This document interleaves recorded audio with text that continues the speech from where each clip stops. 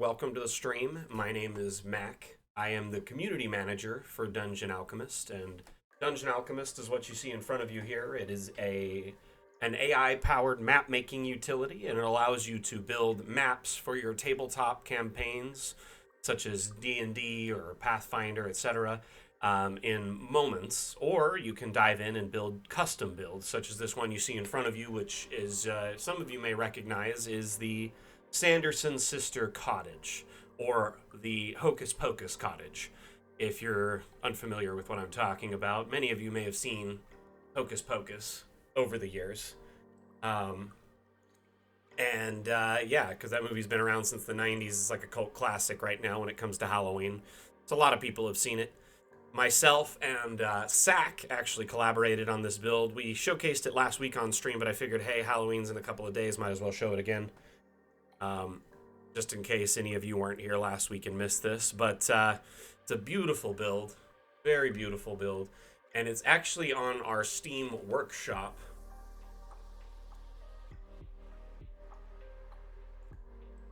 I'm going to try and find it really quick and get it.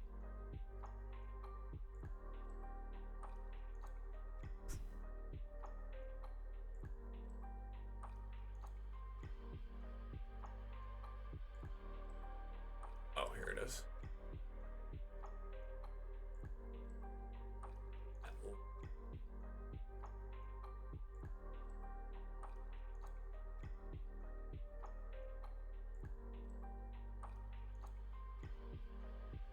There it is. Okay. I really should put this. Hey, Mersey, how you doing? Welcome, welcome. There's the link for this map. So if you own Dungeon Alchemist, you can download this map for free and use it. And there's also information for all of these tokens, so you can download them for your campaign if you need to. Anyway, I think we're about at 12 now, so people should be starting to file in. Welcome, one and all. Welcome back for my return viewers, and for my new viewers, welcome to the stream. What you're watching, Dungeon Alchemist. It's a map-making tool to help you build maps for your TTRPG campaigns. Yeah, just a couple minutes. Like a minute or two, say soon. Nothing serious. How you doing today, buddy? You know, I do make miniatures quite a bit on Hero Forge, which is where I made these, but they're kind of limited to humanoid monsters, so you do have some limitations there. Like if you want actual, you know, big monsters, it's kind of hard to do on Hero Forge. These aren't custom models I sculpted myself. I made them in Hero Forge and then imported them to Dungeon Alchemist. Welcome, by the way, TakiTuber. So I made them myself, but I made them using Hero Forge, which is, you know, pretty straightforward.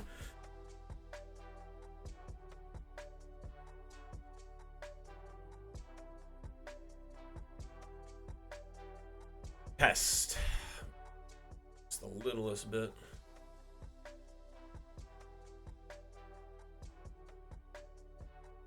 Yep, it is indeed. I did this so I could, like, basically just kind of have some custom tokens in the build.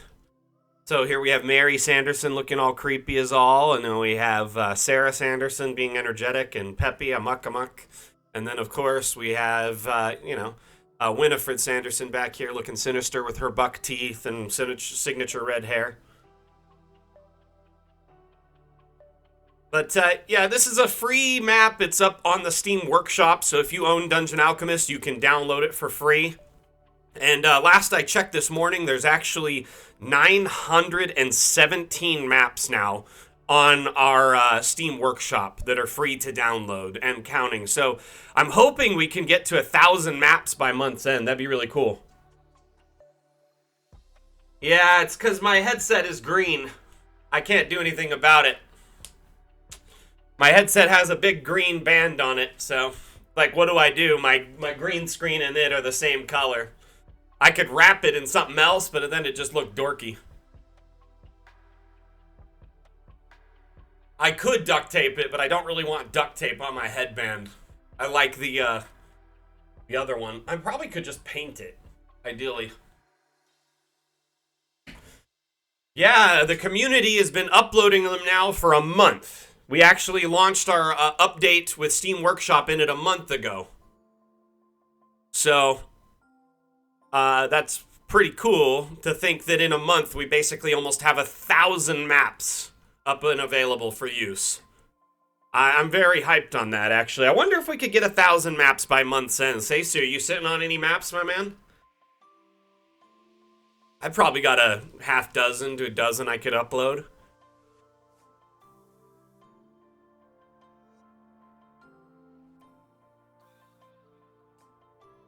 You're not creative enough? Psh.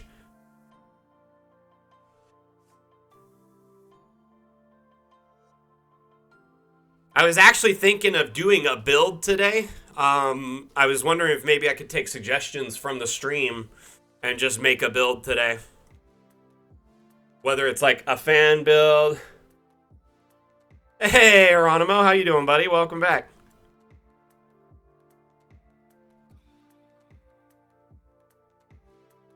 Hey, Sack, how you doing, bud?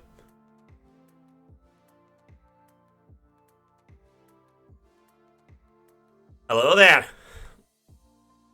General Geronimo.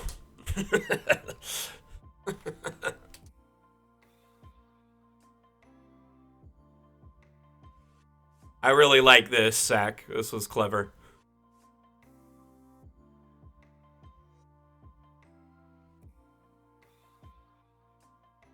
Wow, we can actually fit under that.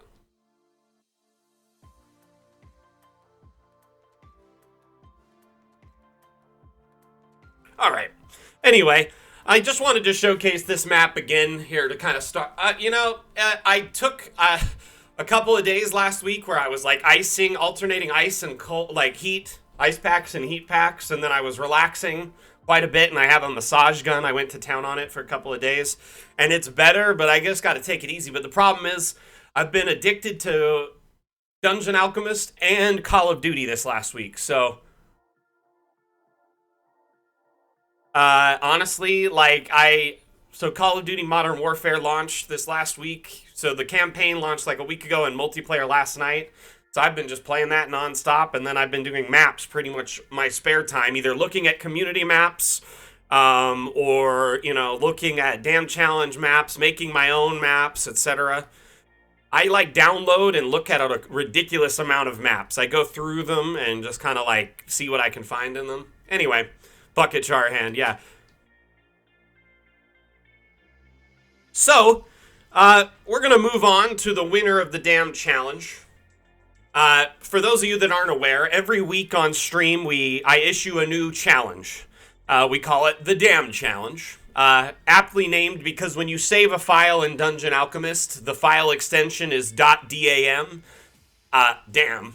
So every file you save is a .dam, as you can see here, Sanderson's Sister Cottage.dam.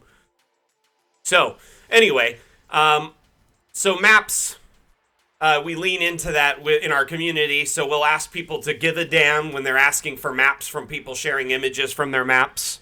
Or, we call the stream a damn stream. We call the challenge a damn challenge. I do a featurette of tutorials on our YouTube called Give a Damn as well. So we kind of, I lean into that at least. A little heavy. And maybe I'm too much with that. I don't know. You guys tell me, is that too much? I enjoy it. I think it's funny. But last week's damn challenge was party. So we had all week for people to enter, and I guess people were busy with the holiday coming up because we only had 2 entries this week. And you know what? Both of them were really epic. I really enjoyed both of them, and I thought, you know what? Let's just feature them both because they're both great. So, without further ado, and since Geronimo is here, my man Geronimo, one second here. We'll open up his first. Honestly, dude, your map is amazing. Your map is amazing, but here's the thing. Both you and Aloe built amazing maps, and I figured I'd be robbing the community by not sharing them both. So, why not? You guys are your builds, particularly, my man, have been crazy. Crazy epic builds. I love the intricacy of them and the symmetry of them. They're really appealing. This just jumps out, and I love how you have the inner wall structure that you built, and you kind of compensated your whole build with that in mind. It's really clever, actually. I wish there was a brush to just quickly draw these in so we didn't have to, It looks like you had a wall out to here, then you raised this to it, then you deleted that section and then filled it in. Is that right?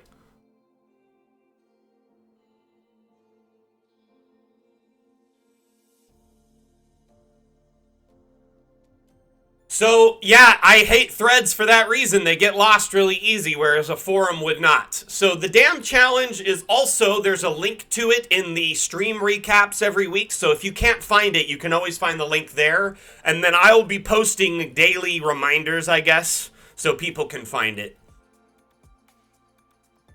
That's really clever, though. So you had the wall out to here, you raised the terrain to it so it was nice and seamed and it was perfectly, parallel to it, and then you deleted the wall, put in these blocky boys. That is clever, my man. Seriously. I see the floor under there. So the floor does go out to that space. Fucking, sorry. Don't normally swear on this stream, but that's way, way cool. It's awesome.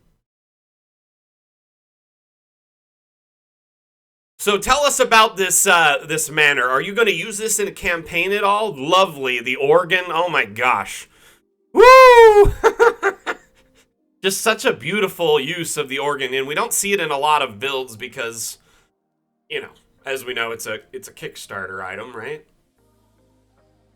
Isn't the organ a Kickstarter? No, maybe it is. You're not much of a GM. You just make tons of maps.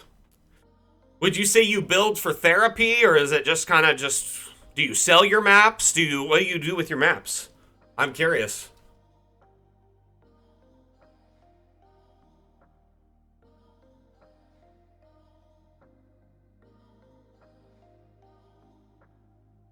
These are stunning builds. This is a very stunning build.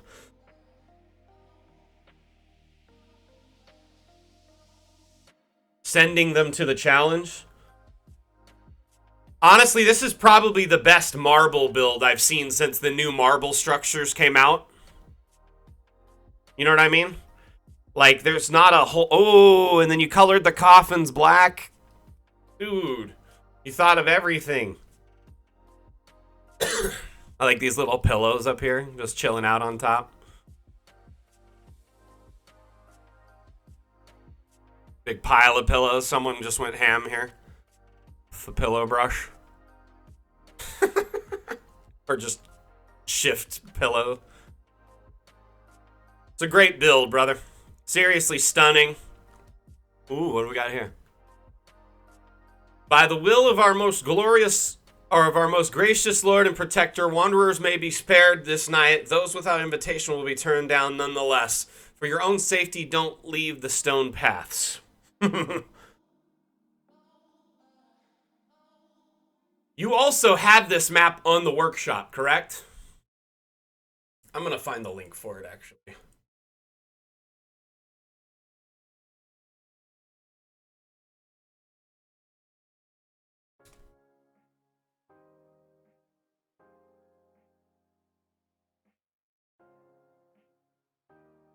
Wow, you got all the views, bro. Okay, hold on. Hold a moment. I didn't even notice all these other views. So, my man Geronimo has, let's see, you have this interior ground floor view, which we're looking at right now, right? Or is it this one? Yeah? Then you have an exterior view for day, an exterior view for night. Soiree and neutral. Huh. Interesting. Let's look at the night view here. I'm going to load it up. But here, I'm going to get the link for the ground floor, and we'll drop that into stream right now, actually. there is a link for that. You can find it in the Steam Workshop, and if you have Dungeon Alchemist, you can use it right away because you can download the damn file. If you don't own Dungeon Alchemist, all you need is a copy to download any of the over 900 maps on our Steam Workshop right now. So you can also browse directly through Dungeon Alchemist. I'm just going to search Vampire here and show you how easy it is. So this is the ground floor we were just in. You can see that exact same image we were just looking at. Let's look at the night view. I want to see this.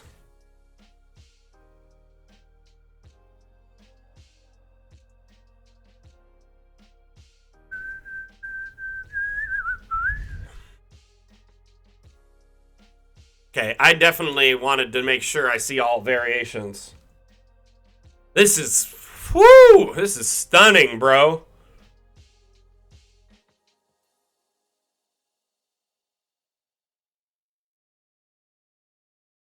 You seriously have outdone yourself, Geronimo. Why is there no roofs? Creativity.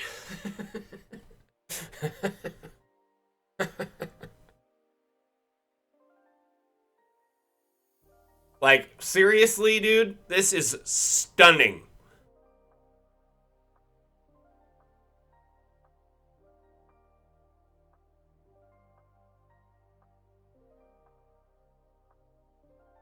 Ezra Thexton, you are visualizing Dungeon Alchemist. I'm actually the community manager for Dungeon Alchemist.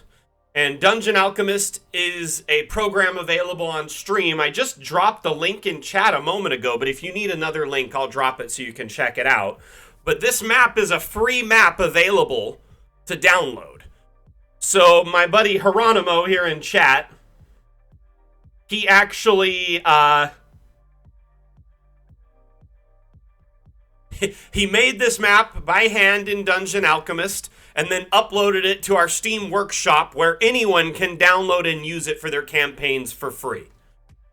So not only is Dungeon Alchemist an amazing tool to build maps in a snap, you can use our AI and build entire, environmental battle maps in seconds or build up entire structural battle maps in a few minutes. Or you can download one of the hundreds of maps available on our Steam Workshop now. So it's pretty straightforward and simple, and it allows you to save tons of time in session prep for your tabletop games, as long as you're in a fantasy setting for the most part. Geronimo, my man. Wow. Wow.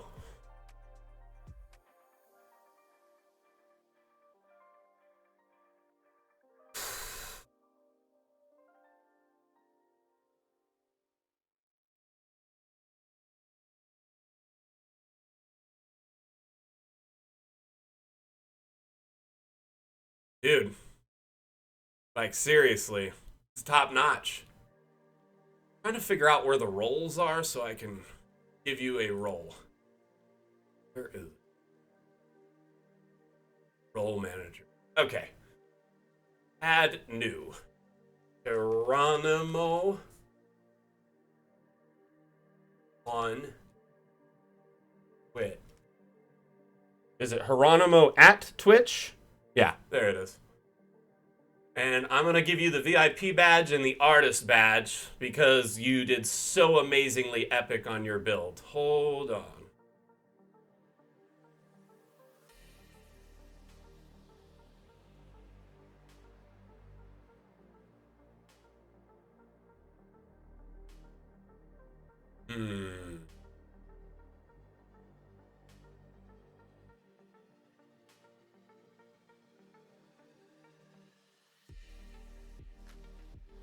And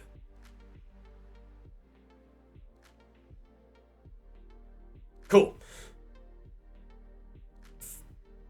Refresh and you should have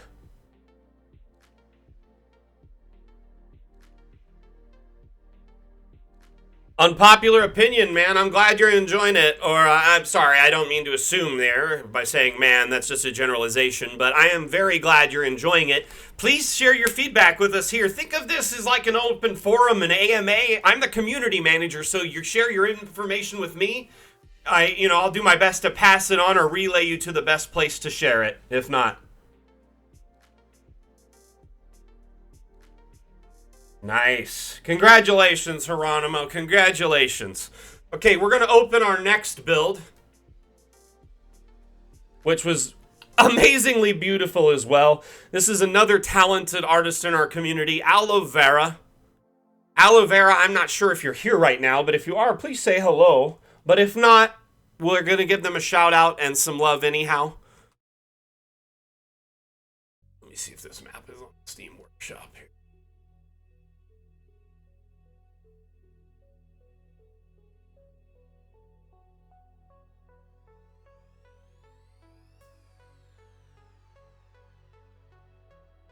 I don't think Aloe uploaded it, so it's not on the workshop, but it will be in the stream recap after.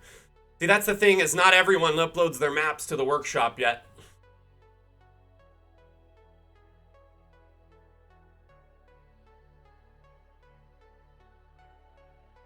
So here we have Bee Party. So this is like a bee festival for a community that is very, I don't know if they're bee people, like bee humanoids, or they're like heavy into bees. It's such a lovely, well-lit, and cute little festival build. Also, one thing that really caught my attention was these neat little stairs they built by stacking up the platforms at various sizes. Unpopular opinion, can I just say thank you for reading them first before putting it up? That you are the MVP right now, because myself, Seisu, and other mods, we spend a lot of time merging suggestions from ones that already exist because people don't take the time to look around to make sure. I know the search function on Upvote is horrid, but I mean, sometimes just typing another variation of a word can help. And it's kind of like, I don't know, there's a lot of repeat requests that we have to merge together almost every week. So it's very helpful if you're putting suggestions that you're looking to see if there's other ones first or other variants of it. At least add a comment to the ones that already exist and upvote them so they get higher up in the interim, you know. But if you do find one you don't have, you know, that hasn't been suggested, definitely put it up.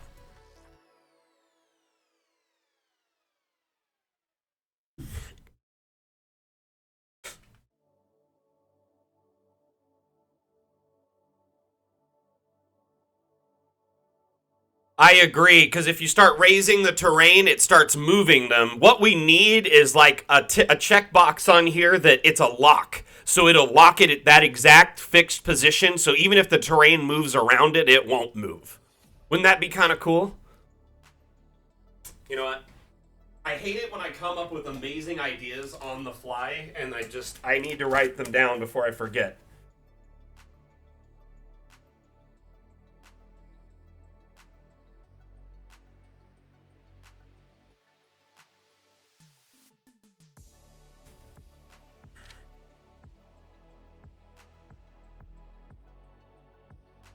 So, unpopular opinion, one of our lead developers, Vim Deher, he about 2-3 weeks ago actually kind of addressed this in our Discord. And so the terrain brushes, first and foremost, they kind of have a limited swatch set per environment unless if they add more, it starts really bogging down the system and it starts using a ton of RAM and stuff. And so they're researching alternative brush types, which at that point he said the brushes may be extended to having almost every brush type available. And I know this isn't your question, but it's relaying into it. So almost every brush type from every environment will be available in one big swatch set. So you don't have to like be in an environment type jungle to get these swatches or environment type desert for these ones. And then he also said that this would lead us to the ability to hopefully eventually be able to paint floor tiles as well. I don't know how long out that is, etc. But from my understanding of it, it's kind of like it's a multi-step process.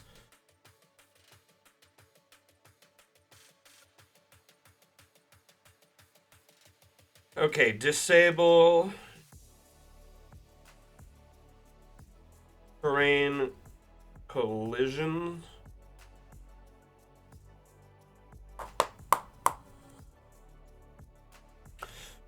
You know what I would like? So, I know we have favorites now, right? Like the favorite objects, which is great, and we have favorite tokens, which is great. But I would just like a favorite everything, and it's a bar down on the bottom, like you know when you play an MMO, there's like the toolbar down at the bottom with all your hotkeys, so row 1, 2, 3, and I would like to have row 1, 2, 3, and you can drag and drop any tool, any object, any portion of Dungeon Alchemist, and then or if there's a hotkey combination, you could type it and it'll go into that spot, and then it will automatically be the button for it. So like, let's say you wanted this particular object, and then you wanted this particular light swatch, and this particular token, and then you wanted the hide user interface button, and a bunch of different things all in the toolbar, and it's however you design it, so it's your custom toolbar. It could be all objects, you know what I mean? So you could set a swatch, for instance, for a build, like maybe you're doing a sewer build, and you could put up all the objects you want to use in that build on the bars, so you can quickly drag it from them and use them in the build, instead of having to go find them one at a time. You know what I mean? Or, heck, Dungeon Alchemist could even make swatches that when you're starting a theme, they're available too, so it's like you could use these predetermined swatches for your builds to help, flesh them out. But that is a great suggestion, Sack.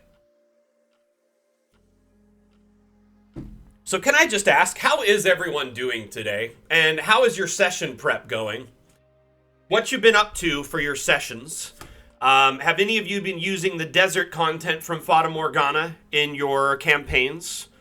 Or one-shots or whatever? Please, if you have, let me know about it. I would love to hear about it. What's your party doing? And, how are you using the new content? And if you're not using the new content for your campaigns, that's fine. Please tell me about your session prep. I'd love to hear about it. I love hearing about your guys' and gals' sessions. Oh, nice. So let's hear about it, unpopular opinion.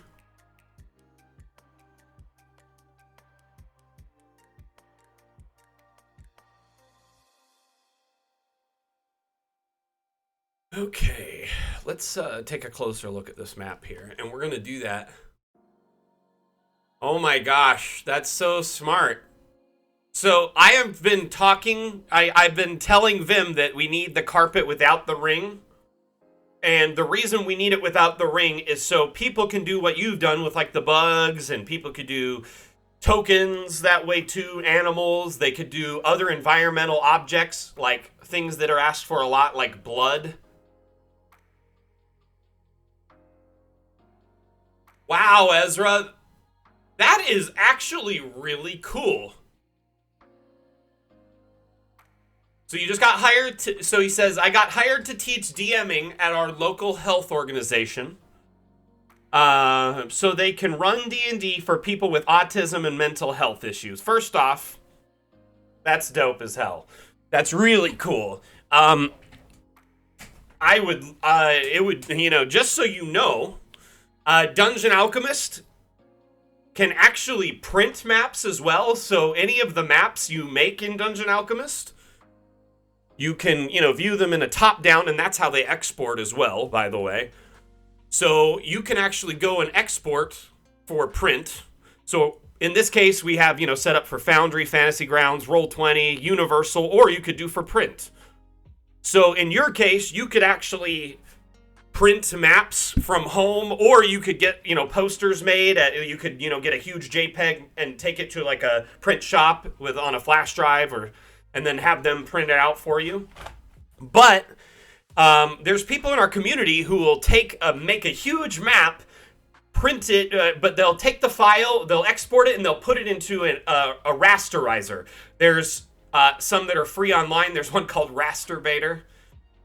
Yeah. Anyway, that one, it allows you to take the image and break it up into smaller, more printer-sized images. So let's say you have like a regular legal letter printer.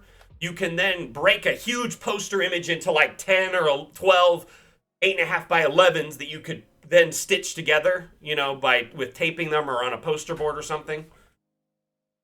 But that's really cool. that you got hired to teach DMing. That's like the dream, right? For any D&D like DM is to get to the point where you're getting paid for D&D content, right?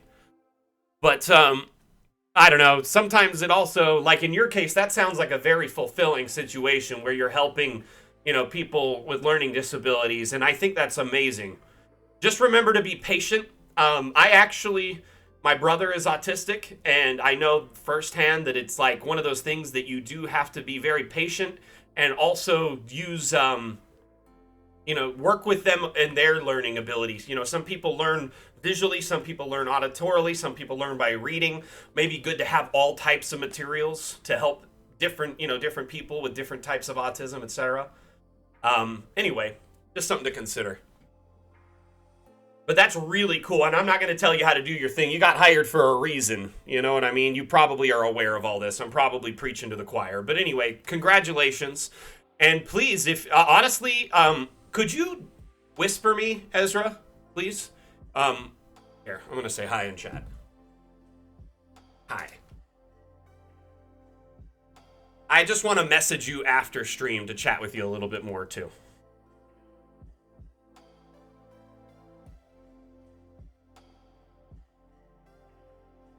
Cool.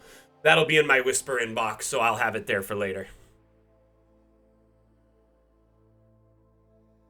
Yes. And if you're not already, please make sure you drop a follow if you're enjoying the stream and you want to catch future DAM streams. We call them DAM streams because when you save a map in Dungeon Alchemist, it's a .dam file or a DAM file. And, sorry, it just cracks me up when I say that. Anyway, we do these streams every Saturday as a way for people to, see different maps, learn different ways to do builds, and to showcase amazing community builds, just so yourselves can find them and use them for your campaigns. Again, Aloe Vera, thank you so much for this lovely, cute little bee party festival. I absolutely love this build, and I just thought it was, incredibly interesting and a great use of these beehives. I don't think I've ever seen them used as homes, so definitely thought that's intriguing and fun. I like that one. It's like a big, huge, the bee mansion. Anyway, we're going to move on, but before we do, we're going to announce the next week's DAM Challenge. How the DAM Challenge works, it's very low-key. It is a 1 to 2 word theme that I announce on the stream every week, and that word or that theme is your theme for your build. So you take and then make a build around that. This week's was party. Okay? So next week's, we're going to have a different one. So the next week's is harvest. So using the phrase harvest as inspiration, build a map of any shape or size, and then submit your map into the community creations Discord, or the community creations section of our Discord, where I will have a thread labeled DAM Challenge Harvest. Okay? I will get that up later today, and I will try and post reminders in the thread every day so it's easy to find. Other than that, best of luck to everyone. Remember, it is harvest. And I will leave the DAM Challenge info up so you can see it throughout the stream as a reminder. Okay? And again, congratulations to Geronimo and Aloe Vera for these lovely little builds. Absolutely just love them.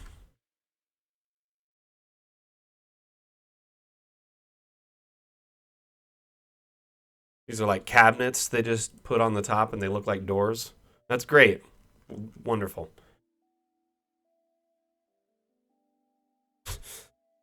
Man, you're going... Wow, 0 to 100 so fast there, Seisu.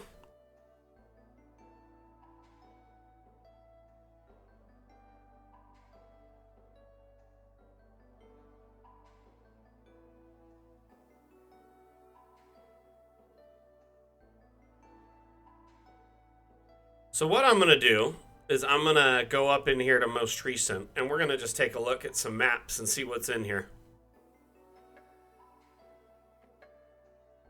What are these? Grung birthing pools? Oh my gosh, aren't grung like the frog kind of dudes? Humanoid frogs?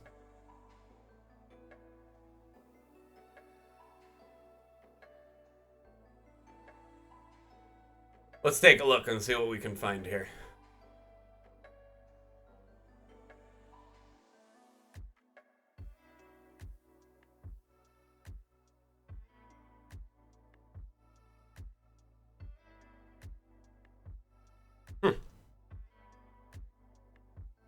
I always kind of assumed they'd live in like a swampier condition. I wonder if like adding some moss into these pits and stuff could make them more like green. Or even stuff like this in the water.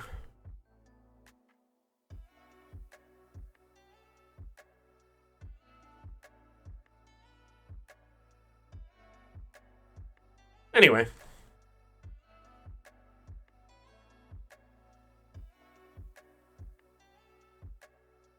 That one's interesting for sure.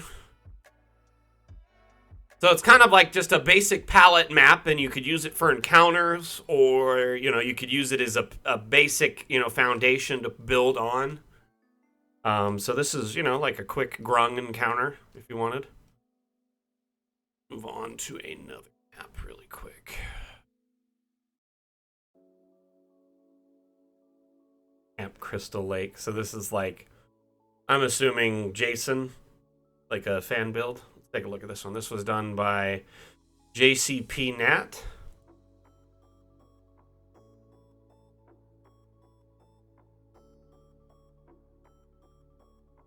$50 by $50, dang. So I'm assuming a lot of people have played Friday the 13th or seen the movies over the years. Oh, one of the first builds I've seen use this thing.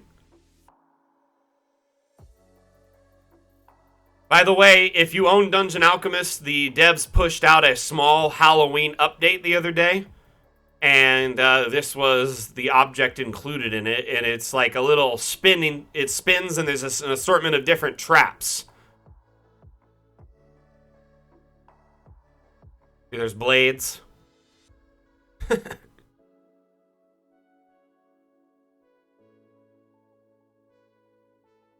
Every time it lands on a different number, it does a different trap. Yep, this was a free update. They announced it in the Discord under announcements, as well as they pushed out the update already, so it's available for you. It's a deadly D12, right? Yeah, Seisu is correct.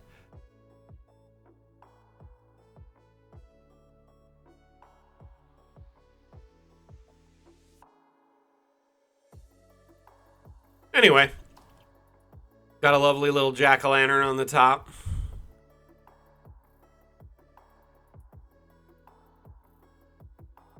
So Camp Crystal Lake is the setting for Jason, you know, Friday the 13th.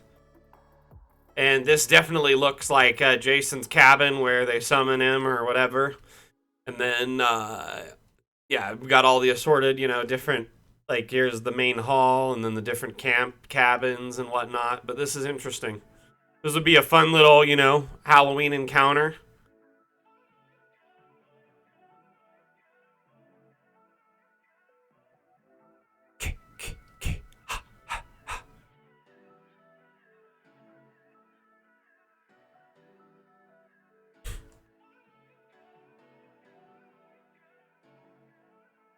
Oh, man.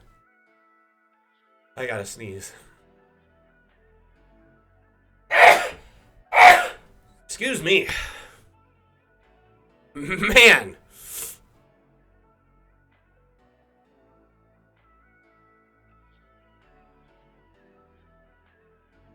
Let's take a look at this Citadel Fortress.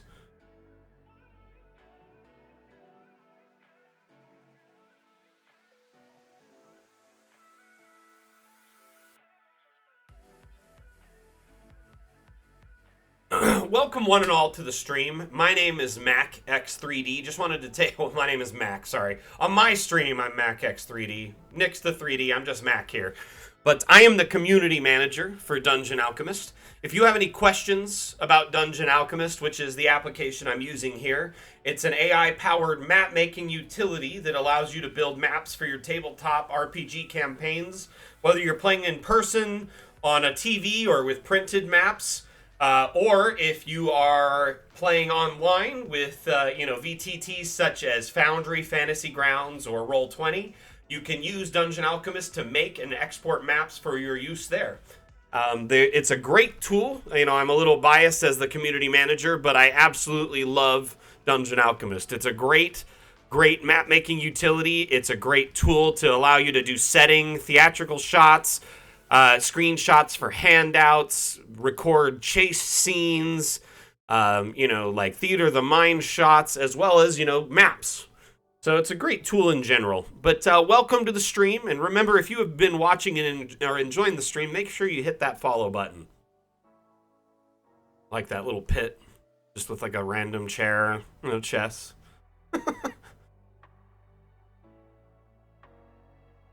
Man, great use of the terrain just lifted up in here. Now that the terrain can be raised so much more rapidly, it honestly... it probably is worth it, especially for like cave environments or underground environments, to use the terrain brush and go in and just raise it up to, a certain point with a certain brush size. And then once you get it up to the height you want, then you can just do flatten in that whole area, and it will quickly fill that in and flatten it up to that height. So it's a great tool to just rapidly fill in these spaces. And then that way your players can't be like, oh, I climbed over this wall, what's here? This is just solid rock. No one can go through that unless they have like pass wall or something like that,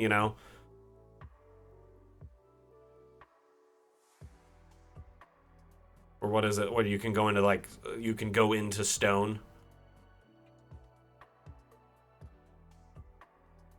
This is a lovely build though. Okay, so is this the entrance? Oh, it kind of looks like a back entrance. That's the main entrance, it looks like. Let's see how this works.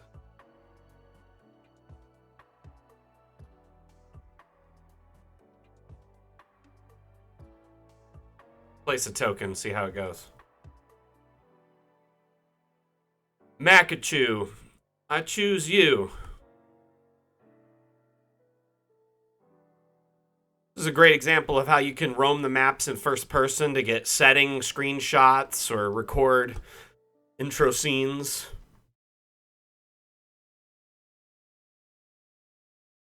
Even just show the player what it looks like down at their perspective.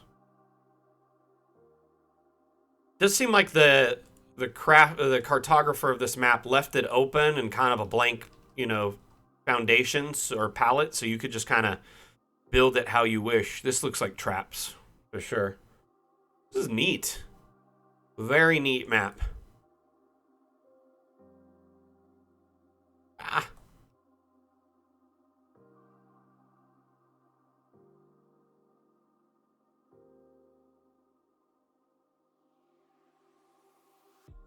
By the way, the devs added in a kind of a quiet update for the first person. You can actually go through and adjust the sensitivity, field of view, invert the mouse, and disable head bob. So like if head bob makes you sick, you can disable it. You can make the sensitivity faster, slower, etc. So you have a little bit more control over the first person view now when you go to take screenshots or record in this view. Notice I'm like clicking on the doors with left click. That actually opens.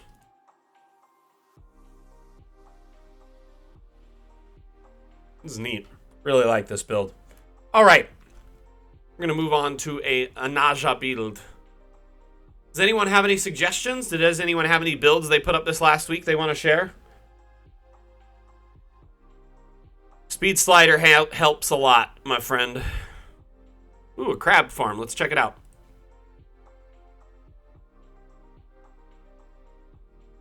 So, Ezra, right now, the feature, Dungeon Alchemist isn't a virtual tabletop. It's a map maker with some limited virtual tabletop abilities.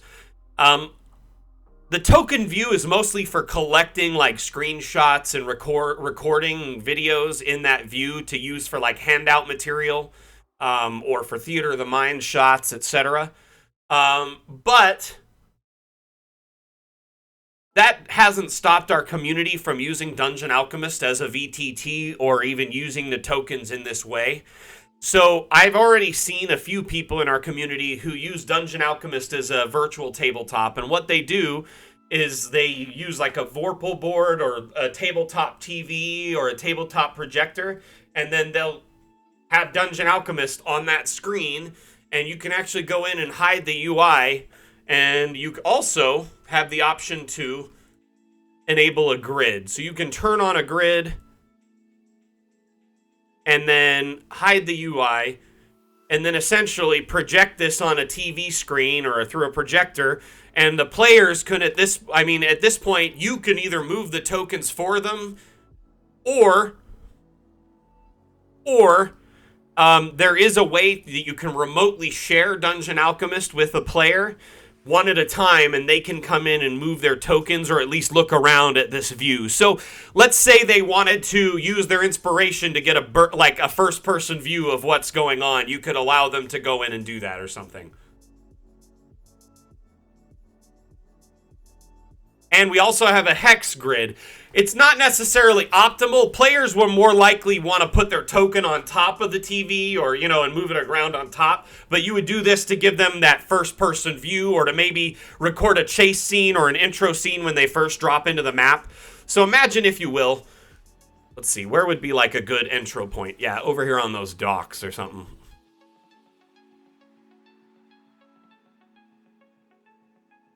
So what I would do, something like this, is you could place their token, which they can create a Hero Forge token and then give you the share link, send it to you. You can buy that Hero Forge token and then import it into Dungeon Alchemist, because you can only import one account at a time, so you want to make sure you purchase the token as a 3D digital on your account. By the way, Seisu, can you drop the link for that, my guy? It's just Hero Forge for the link. If not, I'll get it. I don't know if you're here. Yeah, you know what? I'm going to do it. So I made a tutorial that kind of goes through the process of Hero Forge minis, linking your account and what type of mini and how you use them in the environment. Because Hero Forge sells lots and lots of mini types. So you want to make sure you get the 3D digital minis. So if you own any packs as a Hero Forge Plus member, or if you've used credits and bought 3D digital minis or any of the packs that they have, those will all import. But if you bought STLs for 3D printing, those will not import. Or if you bought any anyway. But yeah, you get the idea. So you can then, what I would recommend is doing something like using our cinematic camera to record a scene where you kind of do like a pan down where you're recording, right? And then you pan down to where the token is, zoom into it, and then you would end the recording and then click on the token and then start the recording back up where they look in and then look around. And it's like how a video game would set the scene, you know what I mean? And now they could kind of see this scenery from this perspective, and it's like a looped video, or it plays once or twice and that's it. It's a very neat tool. And honestly, it's very new, so it's only been out about a month, all of this first-person, tokens, cinematic modes, etc. So we're still working out the kinks. Like, notice the token's getting kind of stuck on this ledge. Anyway, it's very fun, though. Oh, let's go into water. Love the water.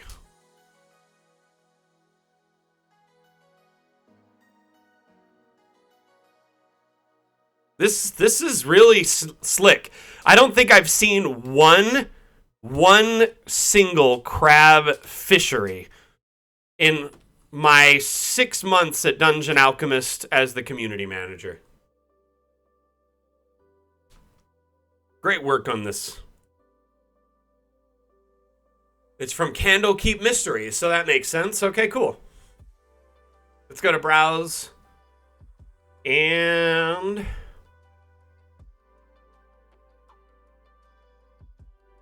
scroll down by most recent. Amazing Halloween special. Let's take a look at this. What you give us here, Sack?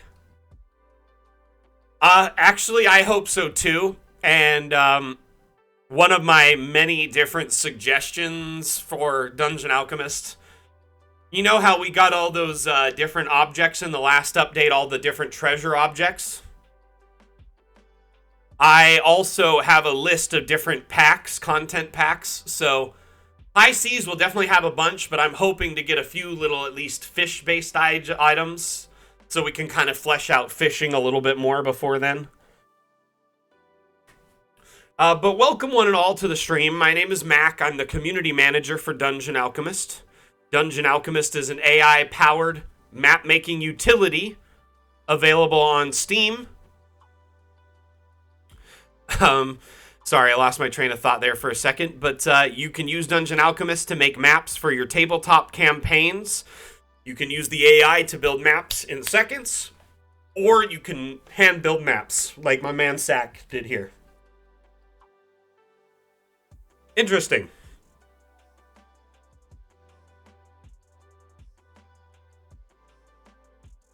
Only way into the house is a portal at the end of the maze. Ah, I see that. Okay. Definitely looks deadly.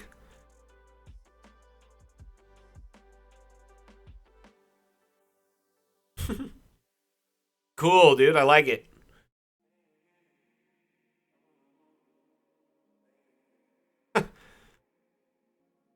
That's not deadly at all. Ah!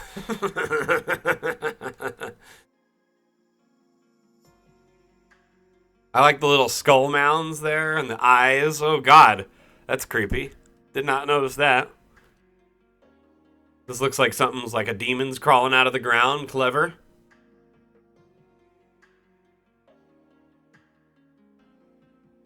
Don't worry about the conspicuously oversized bird cage, which is likely a human cage.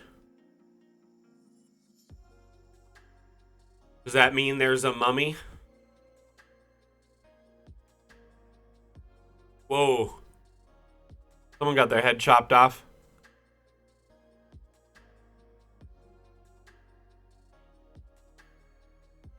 Hey, Ezra, thank you for that follow, by the way. I didn't notice you dropped it, so appreciate it.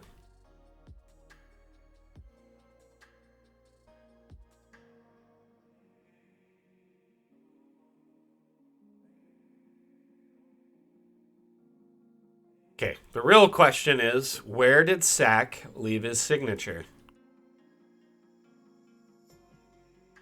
Where's Sack's signature? Gonna find it. I've been getting pretty quick at it lately. The last two maps, I found it in like a minute.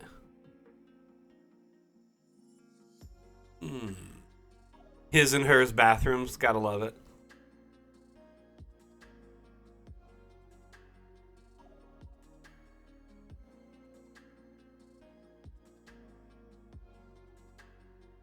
I see the switches you were talking about. Interesting.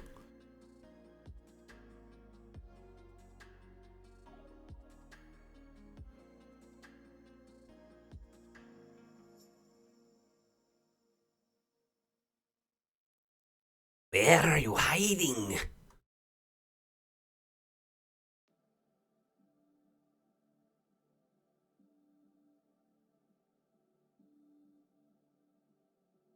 There's your vintage map. Or your vintage wine.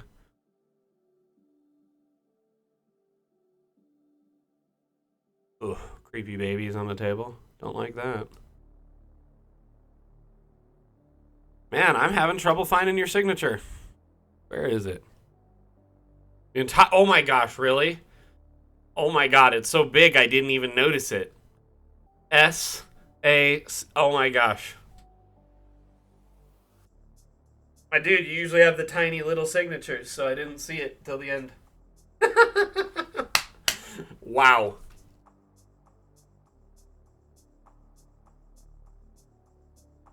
That's brilliant. That one's brilliant.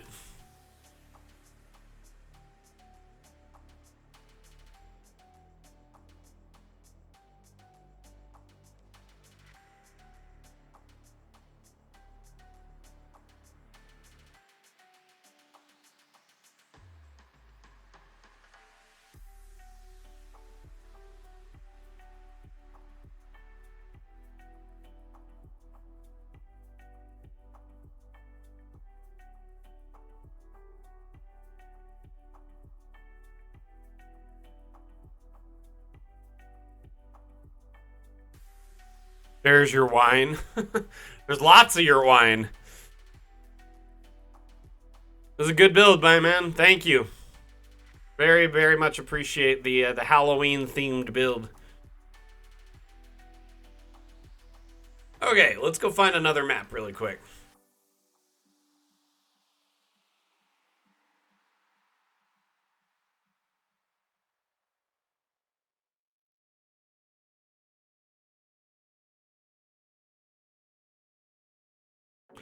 Riverwood? What are you talking about?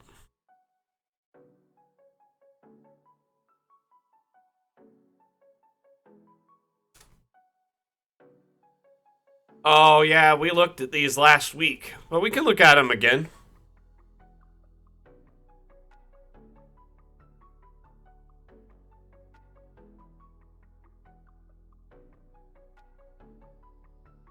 No, no worries, no worries. If you're suggesting it, I'll look it up. Doesn't bother me none.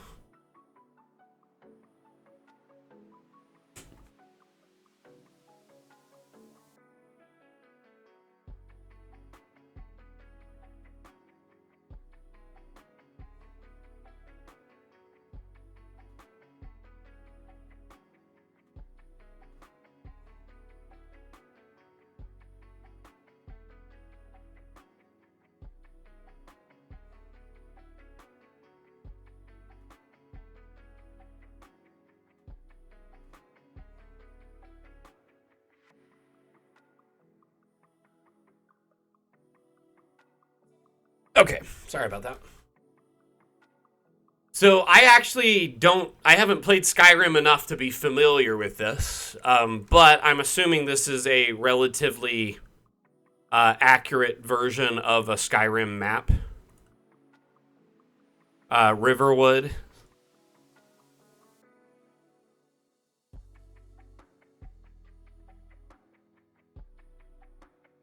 But I mean, just a lovely, good little top down too. I like the lumber mill they built. That's my favorite part here, because the water wheel and then the various lumber piles, it just definitely is like, oh, this is a lumber mill. You know what I mean?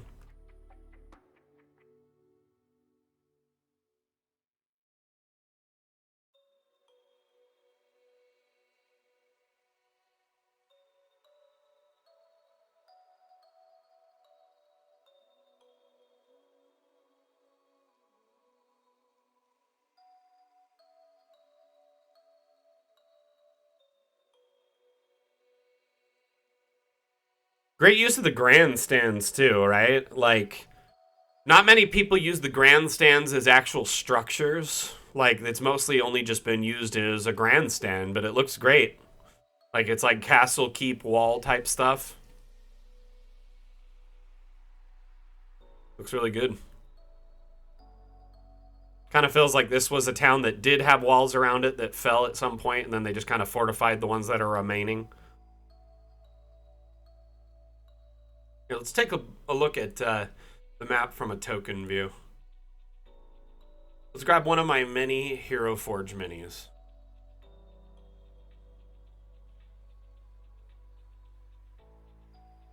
How about a ghost?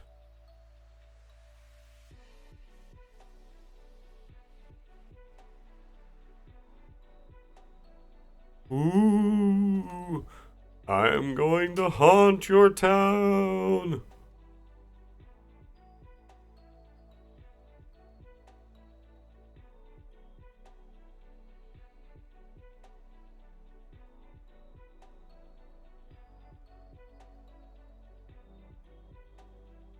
Blackbriar Mead.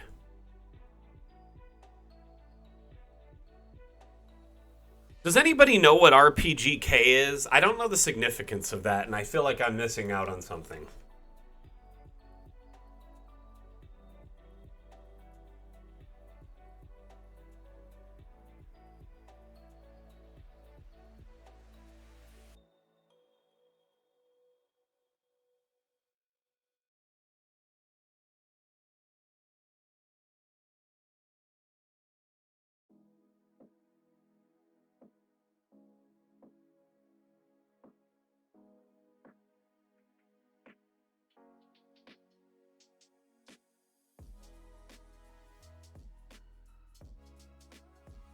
So first person doors will let you in but not out.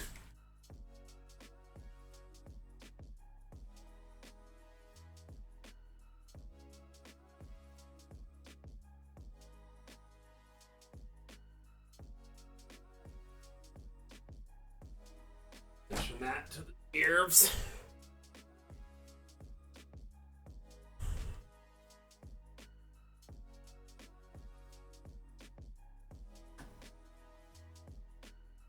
Poor bears in this area that got hunted to extinction, it looks like.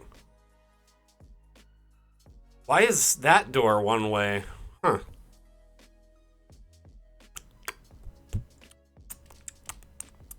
Ah, that's why. Okay, never mind. That is not a bug.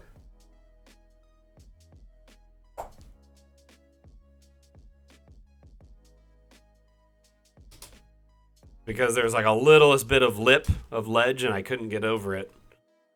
Which I guess you could call a bug, but should just kind of like float over stuff that's like a few inches tall. Anyway, this is very cool. Kind of like how you go up a stair, it should float up over that surface.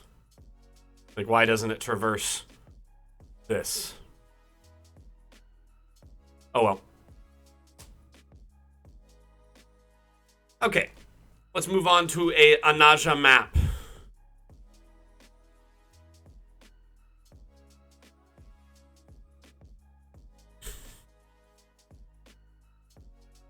This one's a good one, huh, Geronimo? Dude, you got it. You're clinching it right now. You're like MVP of the Steam Workshop at the moment. I absolutely love this build, brother. Great work on this one. I remember when we showcased it a while back. It's seriously just lovely.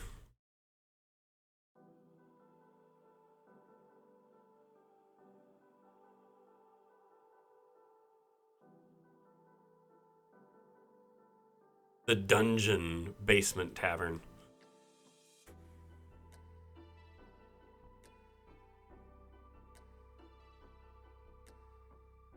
My only gripe is a basement tavern. Oh, it does not at all. It never ages. It just gets better with age, really. Is the fact that, and I'll just say this because ultimately this is my only gripe, is when drunks are coming in is easy, getting down these stairs, right? And walking down this pathway and getting into the bar. But leaving as drunks... I foresee problems. Love this hearth, too. Did a great job, my man. Seriously, top-notch work on this build.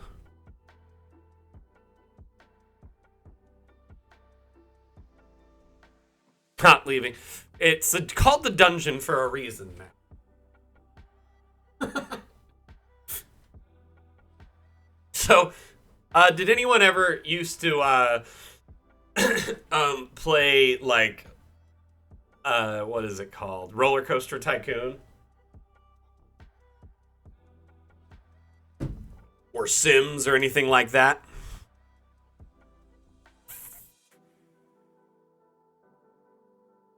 They do have elevators. You could just put one right here or something. We have a single elevator. End of night.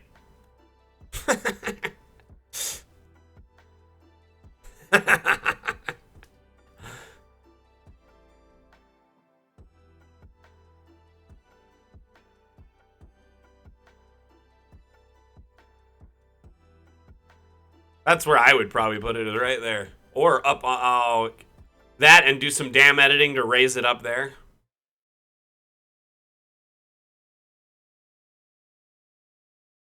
Yes, so you get what I'm saying, right? Is like in Sims or in like Roller Coaster Tycoon, you could trap people in an area. So in Roller Coaster Tycoon, I used to like I'd build the whole map and like lure a ton of tourists in, like thousands, and then I'd close the entrance so they couldn't leave. And they had plenty of accommodations like food and bathrooms and tons of rides. And I'd also set up the park that it was like compartmentalized so they'd have to like ride a tram to the next area. They couldn't walk there. And so it made it very hard for them to get around. They'd be trapped in those areas for hours and hours. And before they could leave, they'd have to be broke.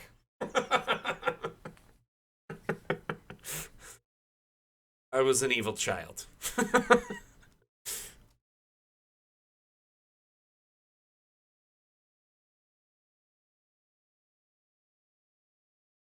Honestly, I had never um like thought of doing stuff like this, like these little stacked areas or like putting the kegs up higher. This looks lovely. It's seriously just a lovely build, my friend. As always. Oh, bad music. Bad.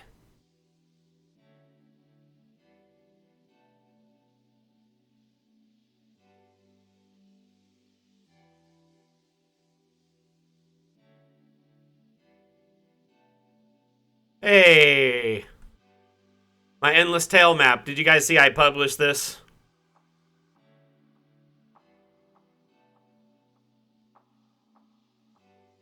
Um, you have to resize the coil in the center to get the effect to work, but it's just more like it's a never-ending story fan build.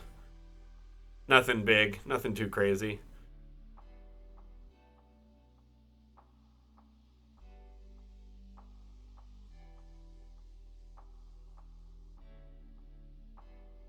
Let's check out this swamp.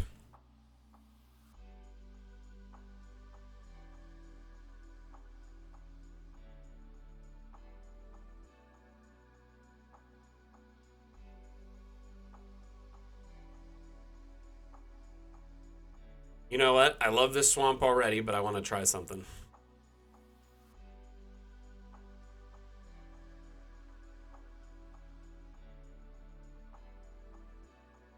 Love it. This is a great swamp encounter map. How big is this? Oops. So 42 by 42, so it's probably a 40 by 40 without the exterior border, so that's not bad. That's a lovely encounter map there.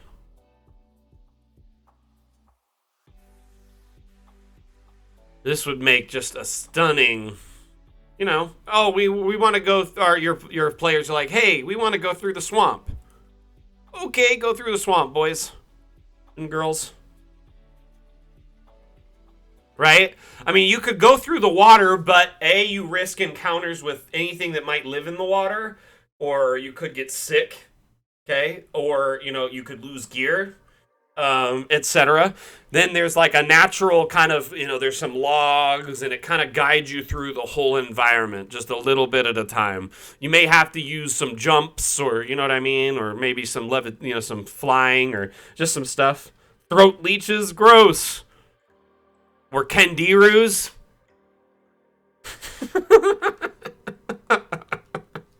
Anyway, this is a lovely little swamp map.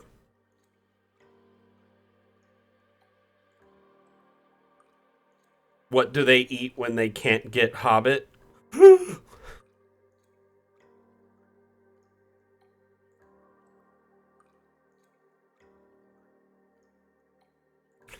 So how would you use this map? I would set it up with some like plant-based, mobs. So like some of the mobs would be plants that maybe release like spores and stuff.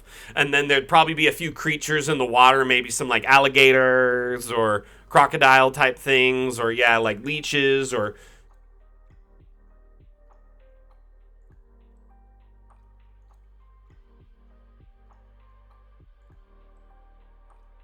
You did soundscaping? That's cool, Sack. How come you've never told me this before, buddy?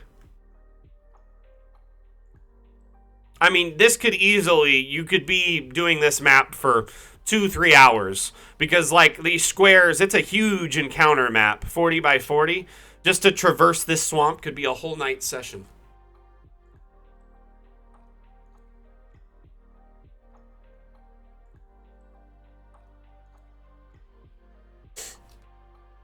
My wife just came in and asked me if I wanted to drink, so I was like, yes, I would like a soda. I just love how simple but beautiful this map is. The only thing I would add is some moss. Yeah, right? Need to hydrate.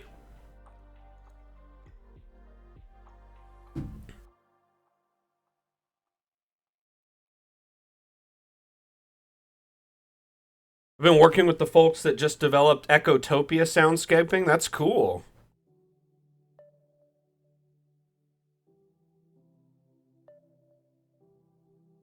Hey, thank you.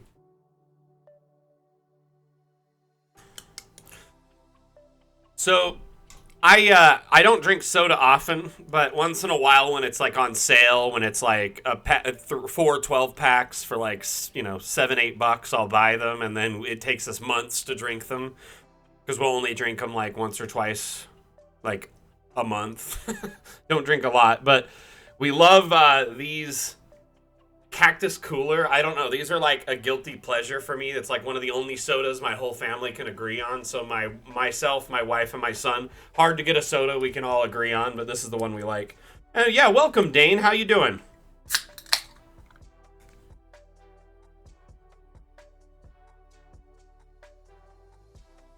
But I don't know why, but I love me some Cactus Cooler.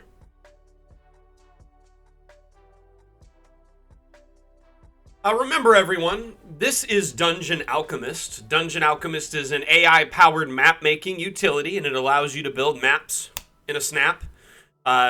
Environmental maps, towns, villages, just a single outpost, whatever you want to do, really. In addition to that, we have our Steam Workshop map repository, which now has over 900 maps.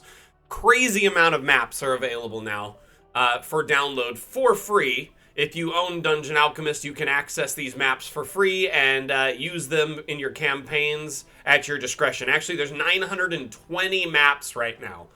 Absolutely stunning amount of maps that we've got right now. I hope we can hit 1,000 by month's end. In fact, I'm going to bring that up right now. If any of y'all have any maps that you're sitting on, please consider uploading them to the Steam Workshop through Dungeon Alchemist. I would love to see us hit 1,000 before Halloween, before the end of Halloween. It'd be awesome to get, 1,000 maps up by month's end. It's just really cool how our community inside of a month's time has uploaded over 900 maps since this feature launched on the 29th, a month ago. Absolutely stunning. And what that means, if you own a copy of Dungeon Alchemist, you can open up Steam Workshop, browse like we've been doing this stream for the last little bit, and download them and use them for free in your campaigns. You can, print them, or you can export them to use in, say, Foundry or Roll20 or Fantasy Grounds.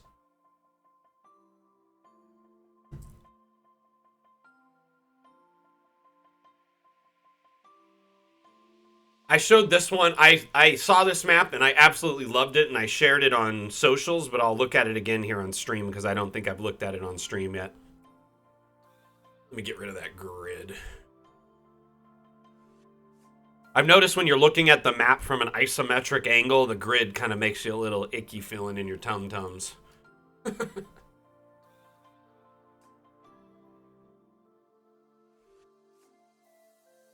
One thing I do hope we do is, and I would love to see the devs do this at some point, is anything off the edge of the map, instead of this like flat scape, or maybe even further in, would be like the skybox for, say, so the skybox, instead of kind of being cut off in this weird like plane here, it would be like or like a 360. Because at the top half, it's 360 domed, but it would be nice if it went around the whole thing. So it's like outside of this area is nothing but skybox, and you keep expanding it to it. Skybox, yes. Excuse me. It would be cool if this plane here was also, this black plane was the skybox as well, all the way up to the edge of the map. Oh, I didn't notice that he said that, so thank you. I know that he's literally learning how to make skyboxes as he goes, though, because he's never made them before. This was his first attempt, and he figured it out. It's not bad at all. Ooh, there's a planet over there.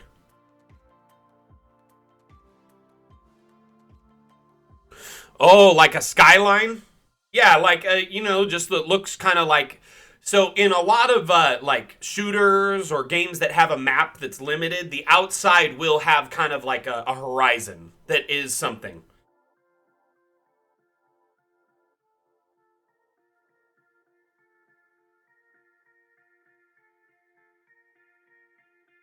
But this map is just stunning. Chevron 7. Locked.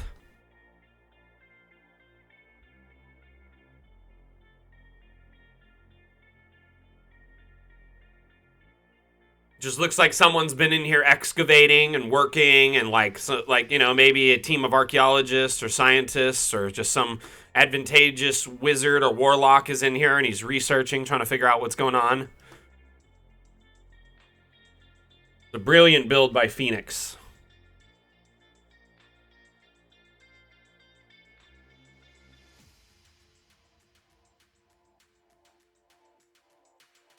Okay.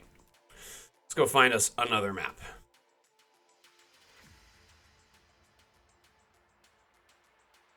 So I asked earlier if anyone has any suggestions for me to build today, and no one said anything. Oh, I finally uploaded this map here, the Dwarven Prospector's Mine. Which I guess this could go with that, the cave entrance.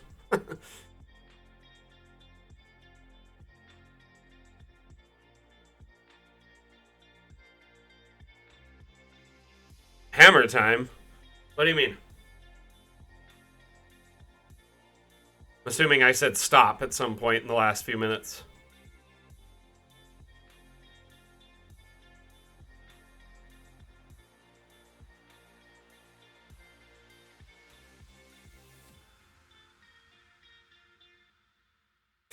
Oh, right?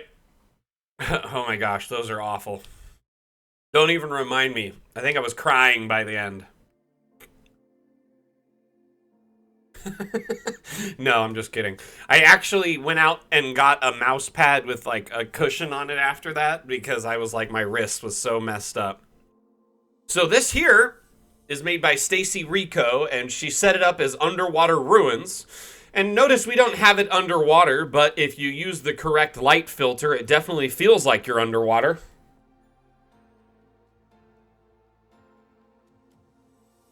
Right? If you, I made a video about this the other day, a little short for our like TikTok and Reels and shorts on YouTube, and it kind of goes into how using the light tool can really change the mood of a map like in seconds. So, I mean, if this is day, right, or any other time, it all of a sudden doesn't feel like it's underwater, right? But then you come over here and click the water filter. Maybe get rid of these shadows a little bit or make them a little bit different. Huh, interesting. That could work too. But as you see, now it's all of a sudden it just feels like it's underwater. So while we don't offer underwater environments yet, you know, like water worlds will add or high seas, we do have ways to work with it or make something that's kind of adequate or somewhat adequate to a degree, you know?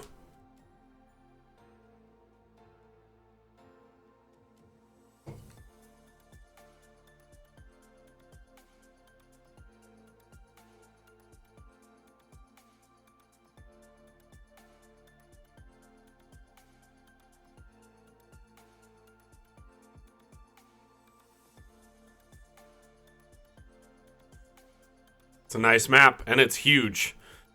I mean, this you could be in this for several encounters, you know, like several sessions exploring all this.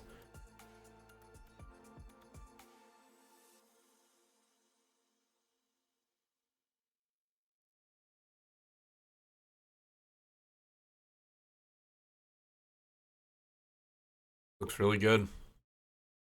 Love it. Getting a little bit closer.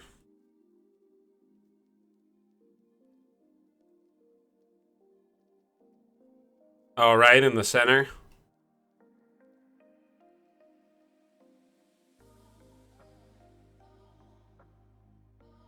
You obviously would be traversing as swimming, so you wouldn't be like, oh, I'm stuck.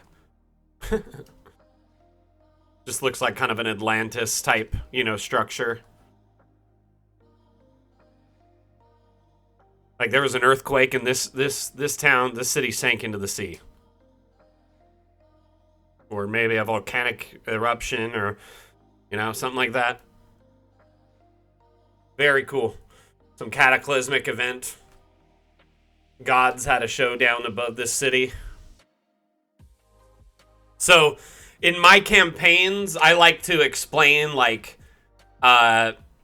cataclysmic like events that shape the terrain and stuff, like asteroid impactors is stuff that would be like the gods combating or fighting each other or disputing each other or maybe exiling a god or something like that.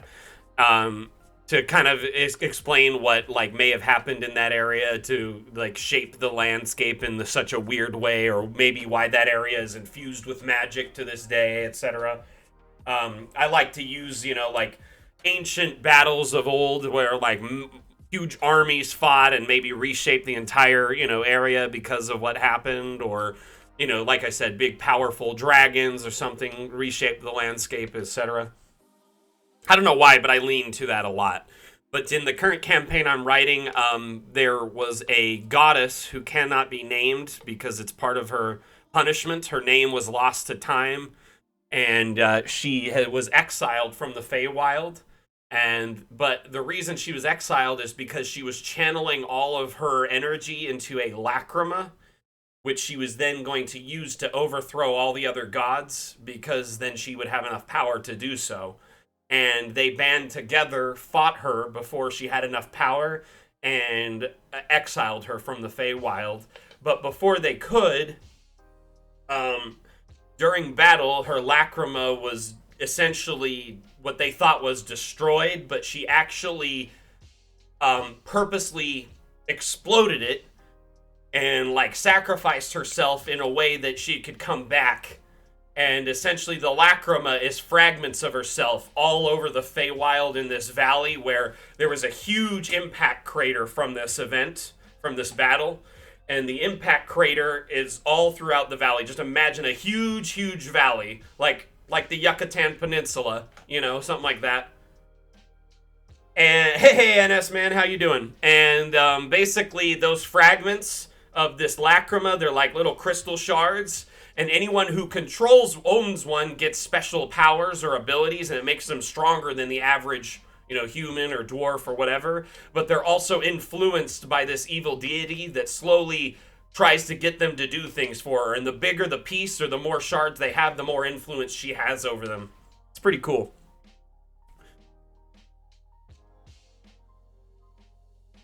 What's about damn time, NS man?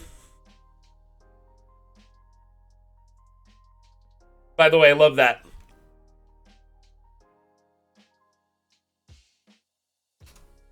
So this was Stacy Rico. Again, Stacy, thank you so much for making this. Absolutely love it.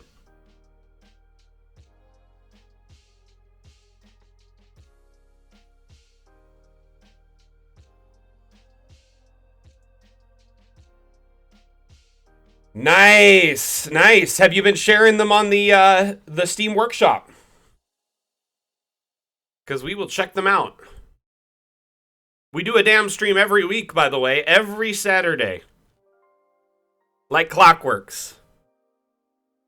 I am chained to my desk every Saturday for your viewing enjoyment. Ooh, City Sewers by Stacy Rico. Also, we just featured one of her maps, so we'll move, or their maps. Ooh, what's this? Let's check this out. Fort Hill.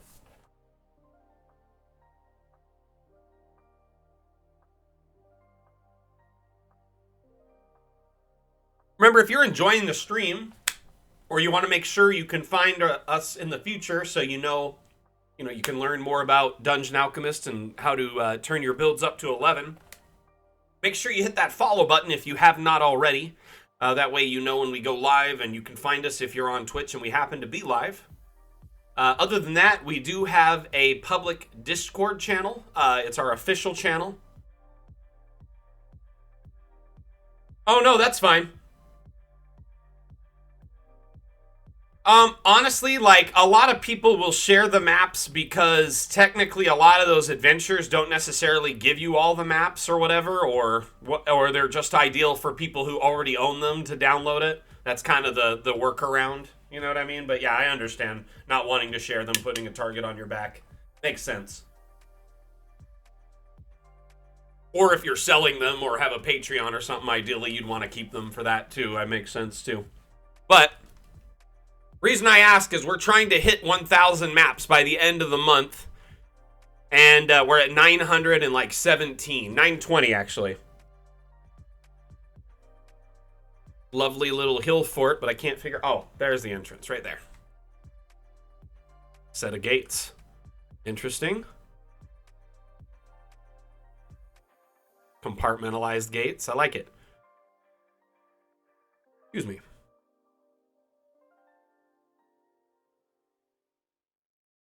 Honestly, I love Steam Workshop because there's so many maps to look through every week on the stream. There's just hundreds and hundreds of maps now.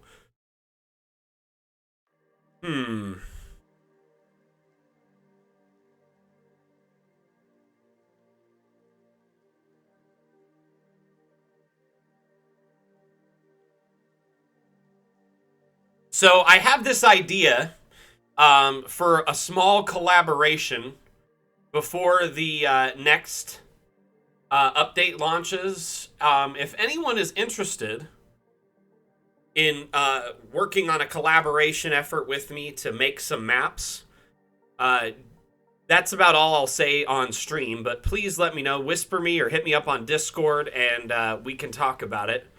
Because I am planning to... Dang, Stacy's been uploading tons of maps. Stacy. Not bad. Stacy Rico. Canyon with cave entrance. Let's check this one out.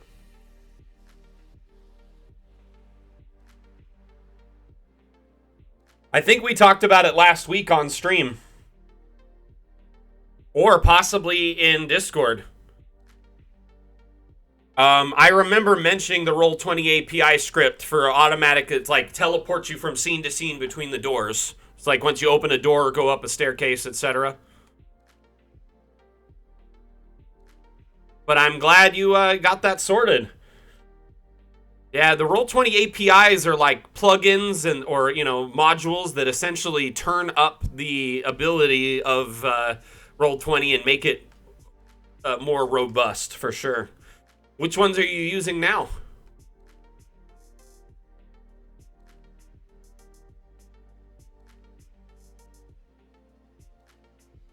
Nice little desert canyon here.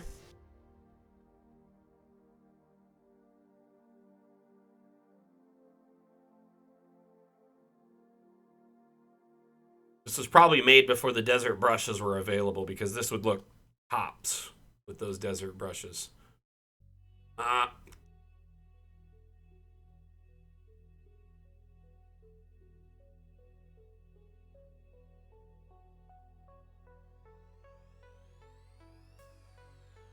don't want to change it. It'll change the whole map. Anyway. That's cool. I'm glad that you got that figured out.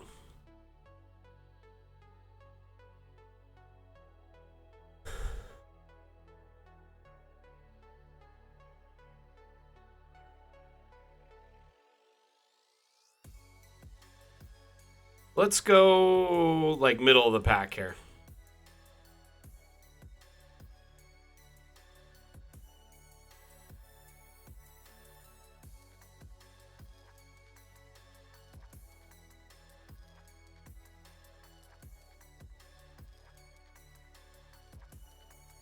This is a huge map. Holy cow.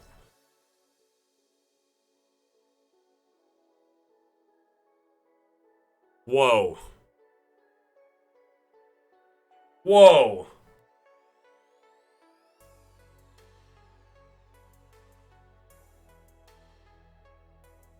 And you got this dope-ass ship in here to tie it all off. Oh my gosh. This is just, wow.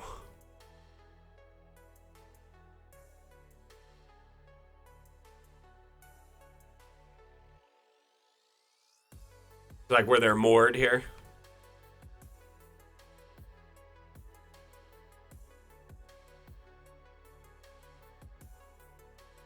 This is just a beautiful map. Holy cow.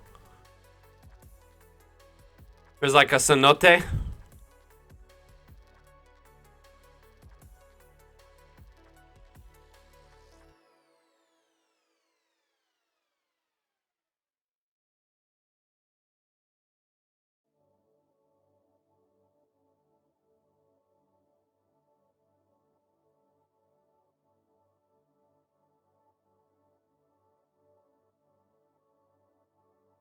Whew. Map is huge. Right? Just a good contrast, a good desert-like cave map.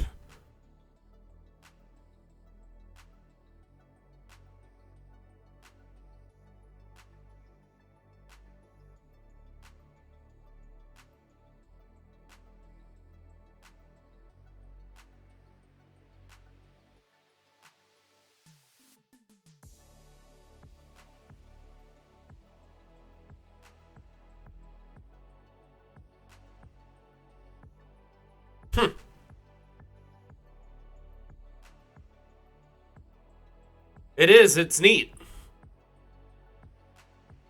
Indeed.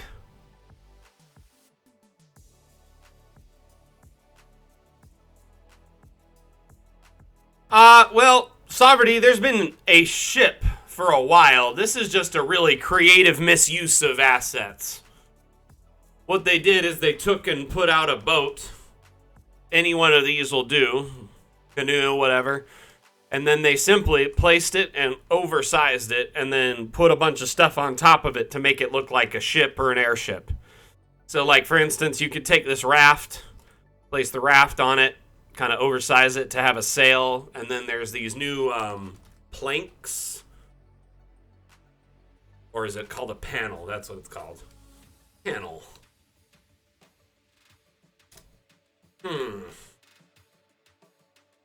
Where is that? I swear it's under...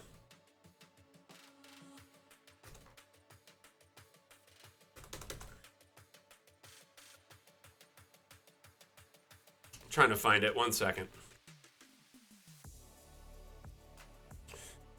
What are those wood pieces called that are in the center here? There's those new ones.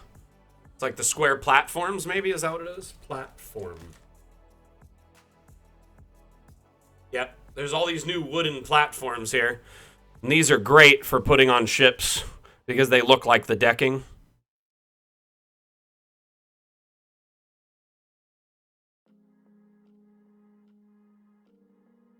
There it is.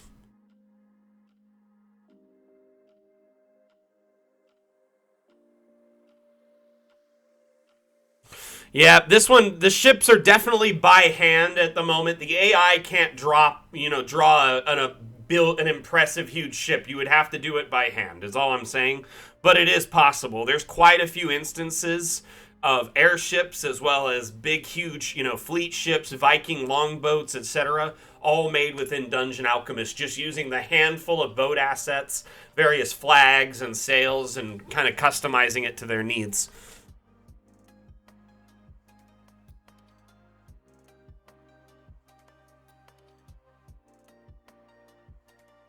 Anyway, just to give you a quick example.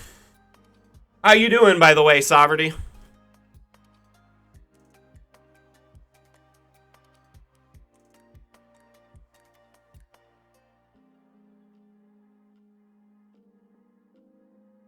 How do you get the swirling... Gore, I did not see your chat for some reason. I apologize. The swirling portals, you just click on them. So, here, let me show you what I mean. So, Moon Gate. So you just simply put out a moon gate wherever you want the moon gate. And there is a button on it, this play pause button. You just hit play on it, it'll activate it, or pause, it'll deactivate it. And if you are on foot in a first person mode, like a token, you can click on it with left click and it'll activate it. And if you're recording while you do all this with the first person record mode, with the R button at the top there, it will actually record the whole thing without the UI present, so it won't see this play button or the UI at the top. And I apologize about that, Gore. I did not see your chat for some reason.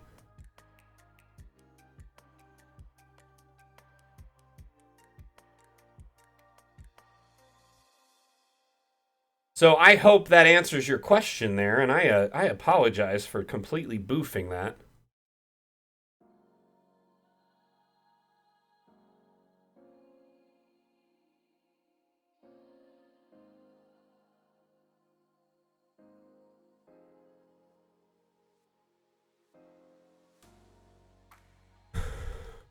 Let's open a new map. I feel bad about that. Sometimes the chat doesn't come through.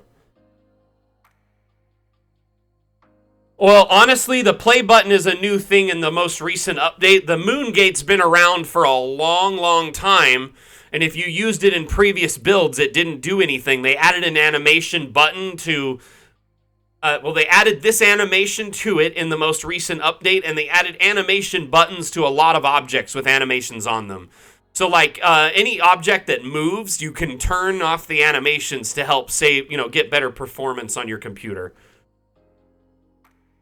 There's quite a few animated objects. There's like a pig on a roasted stick. There's like a water wheel, a windmill, a few different things that are like, objects with motion in them.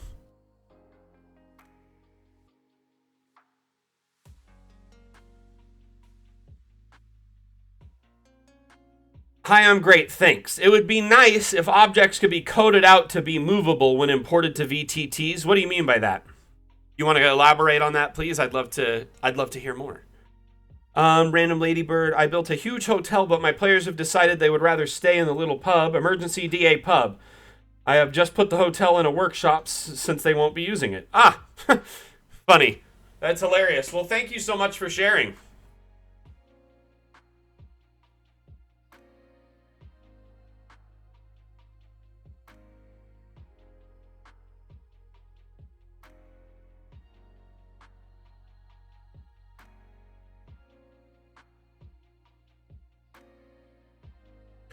So, from what I am understanding from what you're saying, Sovereignty,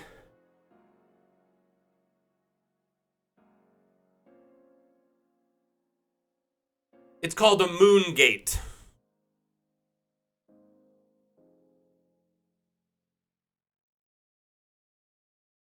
And if you placed one in a map before, the object will be disabled so if you have any in a map already, you'll just have to go enable the play button on it. It's usually off by default. Moon gate. So what I'm getting here is that you would want, so like interactive objects such as this one or the new Halloween one would function in Dungeon Alchemist, or in your VTT, instead of just being something in Dungeon Alchemist. Is that what you're trying to say, Sovereignty?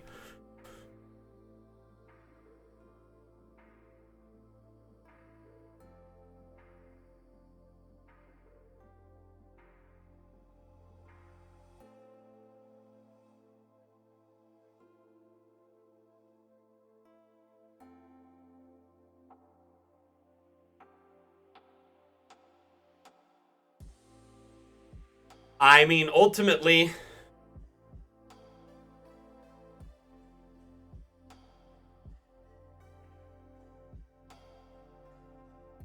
gotcha. So you would like it if every object or animation or something could be triggered in the VTT or movable in the map. So here's the thing to consider is you're asking for a functionality that most VTTs don't even have. You know what I mean? So while Dungeon Alchemist gives you the ability to create the scenery for that, many VTTs don't have the ability to move objects within maps or even move objects on top of them. I know that there are modules and APIs and add-ons that allow these things to happen, but to a degree, it would almost something you're asking for there. It seems like, asset to image. That would probably be the closest thing. Yeah, that would be probably the only way to do it, is just to create, take a screenshot of the object and make it as a token, especially if you want it to be movable. So that would be something you would do on the VTT end, you know what I mean? Or, yeah, I guess it could be cool if you could, click on these objects and move them.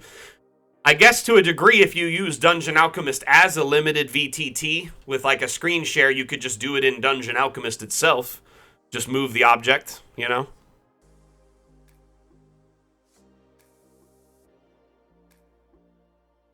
So I think that the core here is you need a VTT that can also support this dream feature, mixed with, a map maker that exports to said VTT.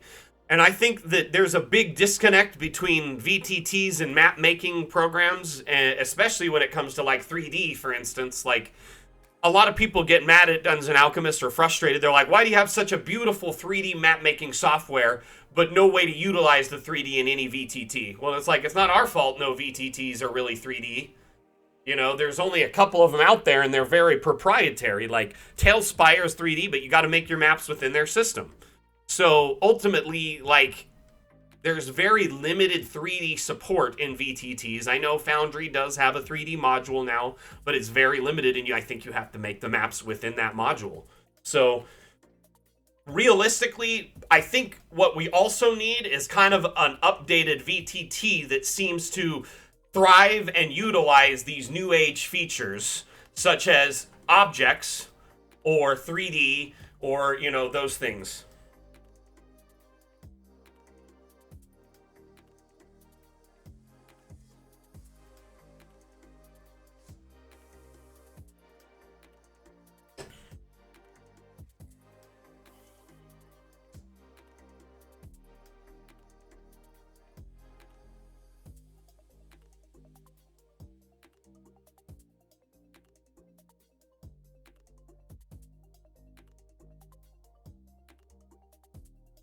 By the way, this asset here is free for everyone. There's a free update, a little mini patch, a secret patch this week.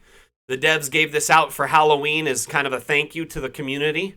And it's the D12 of Doom. You spin it, and there's varied traps, so it's just a fun little thing to do with your party and stuff. Anyway, let's move on to another map here.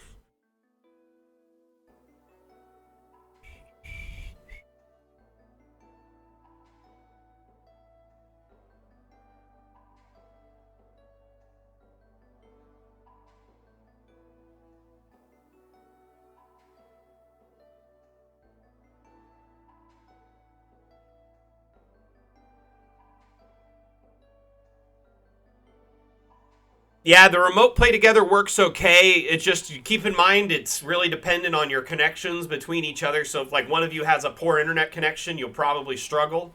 The other thing to consider is you can only connect one player at a time, from my understanding. So it's more realistically to give people just a quick peek at the map from their perspective, or to kind of, like if it were me, I'd let my players get a first-person peek around at the room for 30 seconds if they wanted to trade their inspiration for it, So instead of having the traditional top-down, they'd get a better eye view of what's going on at that perspective. You know what I mean?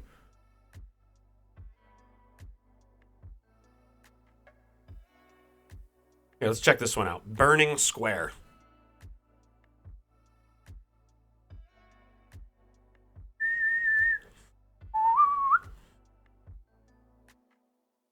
Yeah, that's probably the best way to do it, is just to just broadcast your screen through Discord. And then you can go up in here and hide the UI if you want to give it a more immersive experience. In this case, there's actually stream software like Streamlabs OBS, so you can actually tell it to hide your mouse, for instance, in certain instances, so they won't even see it. So, like,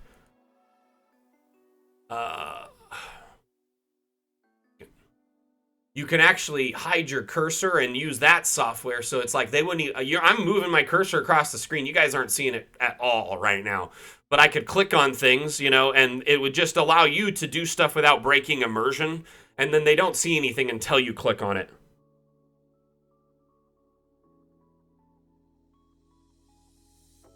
That's smart. Another way to do it too. Great. That's also great. Random Ladybird. Looks like this city got burnt down.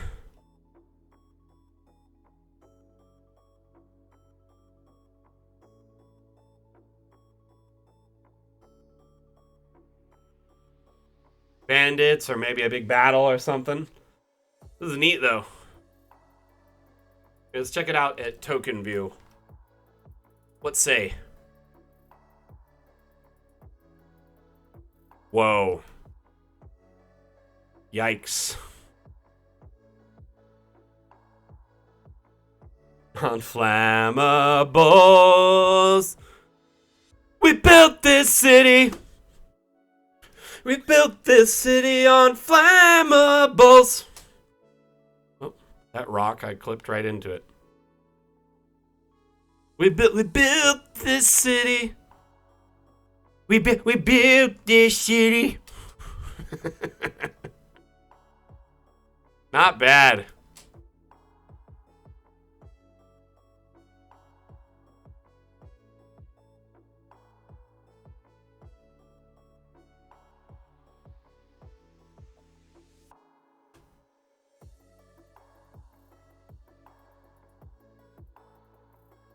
So our next update is 2 stretch goals in 1, Random Ladybird. So Winter Wonderland is one half, which will be the snow, and that half is what you're seeing kind of in some of the sneak peeks we've been sharing the last week or so.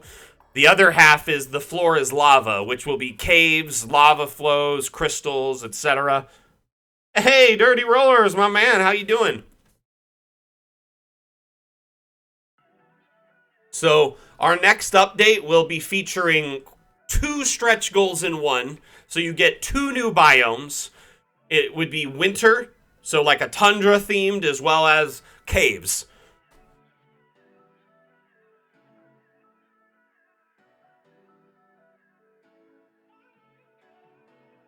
You know, and some people are like, oh, I wish I didn't have to pay per pose. Do you think your players really care? They've been looking at top-down pictures of tokens for years. Do you think they really care if their new 3D token that looks just like their character doesn't move? Like, it's silly, some of the arguments that come up, you know? Team portraits are a great use. Yes, team portraits. Character sheets. You could take and put their character in a background, take a picture of them, and then put their character info next to it and give it to them as like a handout. You could do NPC handouts the same way. You can do scenery shots, you know, all sorts of stuff. And I know that the tokens don't export, you know, but it's more for setting up theater of the mind shots and handouts and all this other stuff to give to your players. Digital content to produce and give to them. Think of Dungeon Alchemist as a toolkit for creating content, not just maps, but content for your campaigns. Hey, how did your map go yesterday, man? Sorry I couldn't stay long. I just wanted to drop by and say hi. I had a busy day yesterday.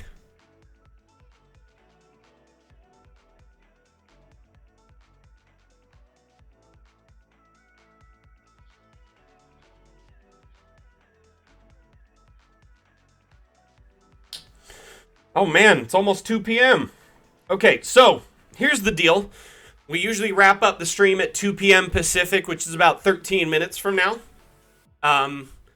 What we're going to do for the next 10-15 minutes is we're going to leave the stream as an open format AMA, meaning if you have any questions about Dungeon Alchemist that you would like to ask, feel free, whether it's about our roadmap and development, whether it's just a question about how to build something specific, or, you know, just any type of question related to Dungeon Alchemist, please feel free. I I will also continue browsing maps while we're sitting here, and obviously these streams are set up as an AMA the whole time, so you can ask me questions, but I definitely want to make sure we get all your questions before the stream ends. So make sure if you've been sitting on one, you've been lurking, or you're nervous and you want to share, please do soon. Hey, Dirty Rollers, dude, do you have any maps you're sitting on by chance that you wouldn't mind uploading to Steam Workshop? The reason I ask is I looked and we're at 920 maps today, and I would love to try and get us to 1,000 before month's end. We've had Steam Workshop up exactly a month, because it was the 29th we launched last month, so it's the 29th today. 900 maps, 900 plus maps in a month. It would be cool if we could get as close to 1,000 though by today, or by month's end. If you have any, dude, I would very, very much appreciate it. And I know you don't. I mean, obviously, you don't necessarily have to share all your proprietary maps or your campaign maps, but if you have a few you could share, it would mean a lot. I would appreciate it. In fact, any of you here, if you have any maps that you have extra that you can share, that you've used either for past encounters or sessions or one-shots or whatever, or they're, obviously not something you're putting in a campaign book or it's proprietary content, please upload them. Yeah, let's get to 1K as soon as possible. I'd love to try and do it before month's end. And remember, this week's Dam Challenge is Harvest. I will post a link to where you can share your maps for the Harvest Challenge, Dam Challenge, on our Discord in the Dam Challenge recap on Discord. And I'll also be sharing... There's 2 moon gates. You got to be careful, okay? Pretty sure there's a couple of them. Weird. Is your Dungeon Alchemist up to date, Gore?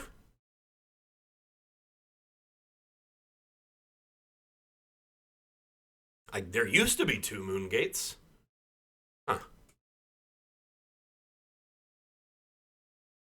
Maybe they got rid of the second one. Okay. So when you hover over the moon gate, does it do anything? Like this?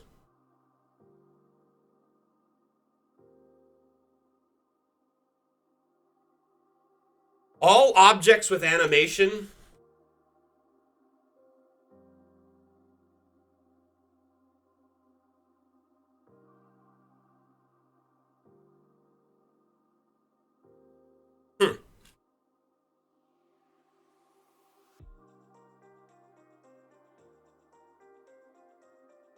Can you check and just exit out of Dungeon Alchemist and Steam and then reload it again and just make sure there's not any more updates? I just want to see.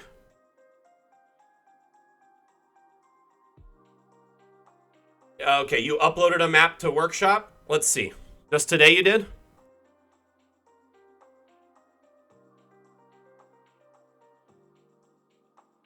Okay, that's a door. So you're using a door. That's why. That's the other one. Okay, now I understand why it's not working for you. Let me explain. This helps, actually, because then I can look at it.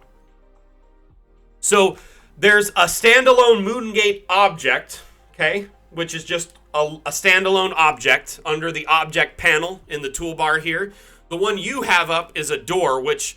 I'm sorry, I knew there was another moon one. There's actually 3, Moon Arch and Moon Gate, but these are doors without an animation in them, and these go on the wall structure like this. As you can see, they snap onto the wall. So the one I'm using is actually a standalone, and if you wanted to use it in this instance, you very easily could. All you would do is just delete this section right here, right? And then you go into the walls, and you're going to want to erase these 3 walls. Right? And then you go to a moon gate and then just turn off collisions like that. Up in the top right of objects, you can disable collisions and then just kind of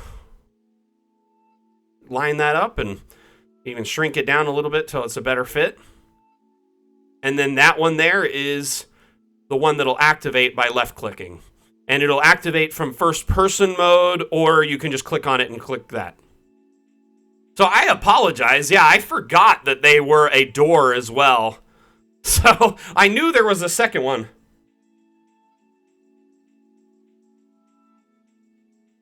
So actually, the collision toggle's been around for a few months, and I'm not gonna lie, it is a big game changer for Dungeon Alchemist, and let me explain why. With collisions off, you can now, objects that used to snap and would frustrate you because they're going to a specific spot, you can put them anywhere you want, but it also allows you to merge objects and make new and unique objects. So there's, easily a couple thousand objects in Dungeon Alchemist. Think of that as like a paint palette, and you mix those paints together to make new and unique objects. So one of my favorite is to make caravans. I love, because we only have two real wagon caravan type. These two right here, right? But I love to take like a cart like this, and then I'll put a chicken coop on it. And I'll make sure collisions are off so I can merge them together. And now all of a sudden I've got another caravan. Or, take a wagon. I really like making custom caravans, if you can't tell. You could also put, say, a dog house. These dog houses are also great to make like little shacks, homes, and stuff that you don't necessarily want to give people entry to, but this is another great example. So here I made two caravans, but let's take these two objects and now flip them and merge them together at like an angle. So now we have this kind of what looks like a big home, like a weird kind of like shack that someone built. Thank you so much. Hey, Dirty Rollers, you know that map you made a few weeks ago that was like the hill, like the forts and all the different fortifications up to the castle wall? Do you think you could upload that one? That one was pretty cool. Also, there is the ability to change colors now on a lot of objects. So you can click on the object. If it has this paintbrush, that means you can go through and reassign the color. So you can make it into a different color to kind of give it more life, and so you can have really custom, different houses and stuff like that. But I love putting these kind of objects together to make like a new kind of structure. All of a sudden we've got like a new house, right?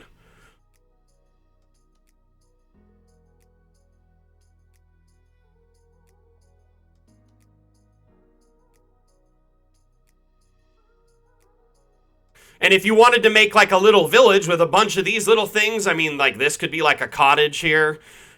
You could do, oh, I love this as a prisoner transport. Sorry, I got a little sidetracked.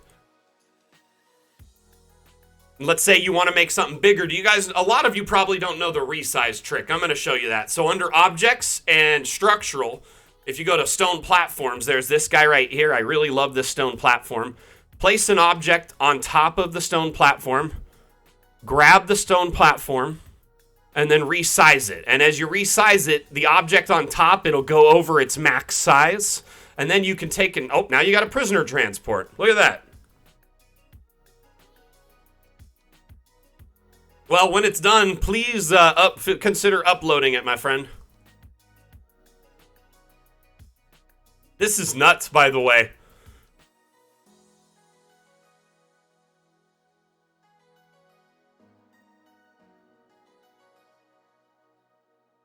So are these supposed to be mine shafts here? Sovereignty? Or Gore? Sorry, Gore. Gore uploaded this one. My bad.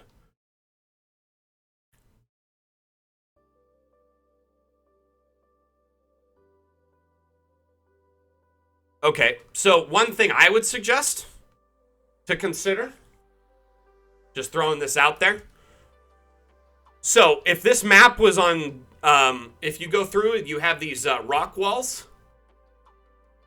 And you can actually go through and change them to say like, uh-oh, map just froze. Nice, thank you, Random Ladybird, and thank you, Dirty Rollers. Everyone uploading maps, I appreciate you. So yeah, you could change them all to like a rock if you wanted to, inside and out. So it would be more like a mine shaft. Does that make sense? It would definitely take a lot while the... And this is... My computer is not happy with this. 1 second.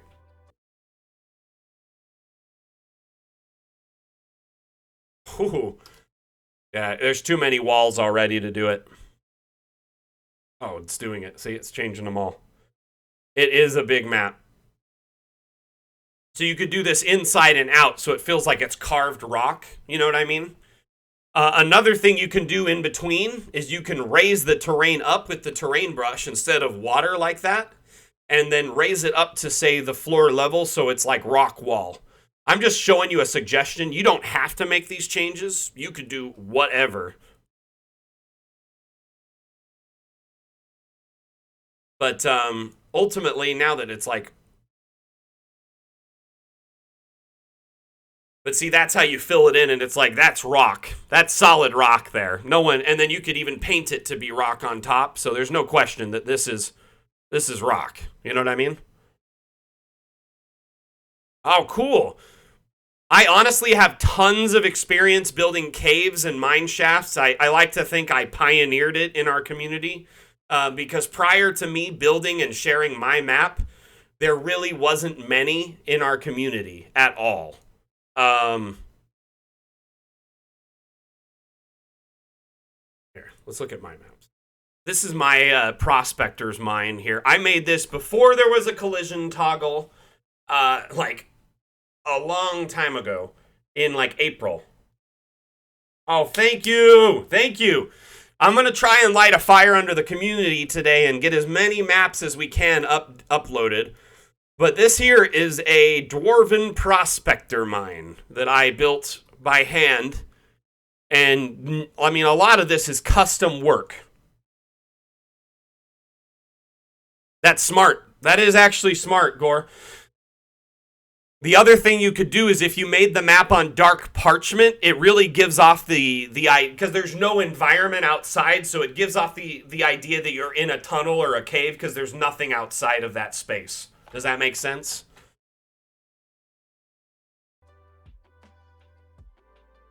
I actually have a tutorial on our YouTube that teaches about cave building, if you're interested. Let me just grab the link really quick for the exact tutorial.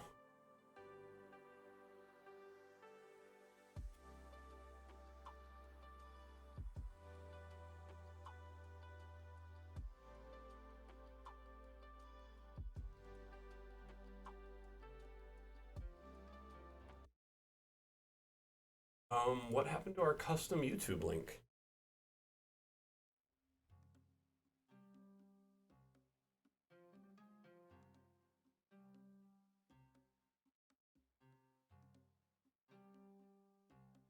One moment.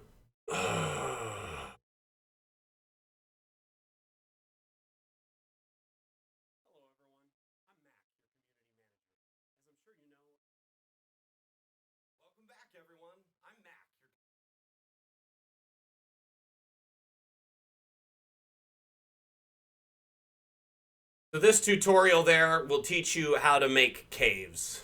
I also have a sewer tutorial too.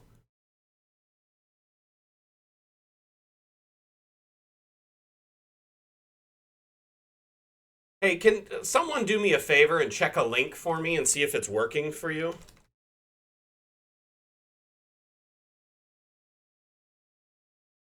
Oh, never mind. Okay, it's back. No, I don't know what happened, but it's back.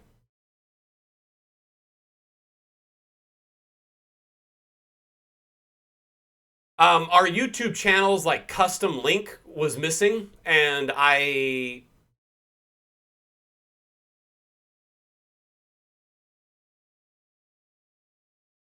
our regular just custom homepage link wasn't working for YouTube, but I fixed it. I don't know what was going on. I think it was just a hiccup with my cache or possibly YouTube. Anyway, as you can see, this mine track here it's just hammers. This is the tons of hammers, meticulously laid by hand. I love this map though, and I got to play in it. It's very fun and enjoyable. It's a neat experience.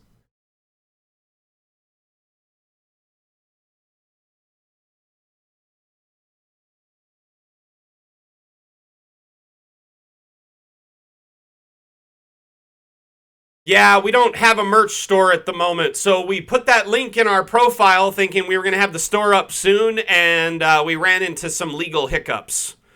Our accounting and legal department told us to hold up, put the brakes on it temporarily while we figure some stuff out. I know. I really want to get merch for the community going, but unfortunately, that was one of my plans for the community that kind of had to pump the brakes on because there's no way to do anything about it.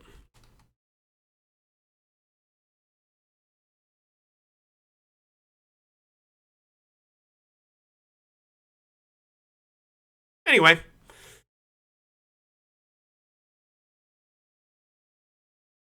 I do, if anything, like pointing out that it is very possible.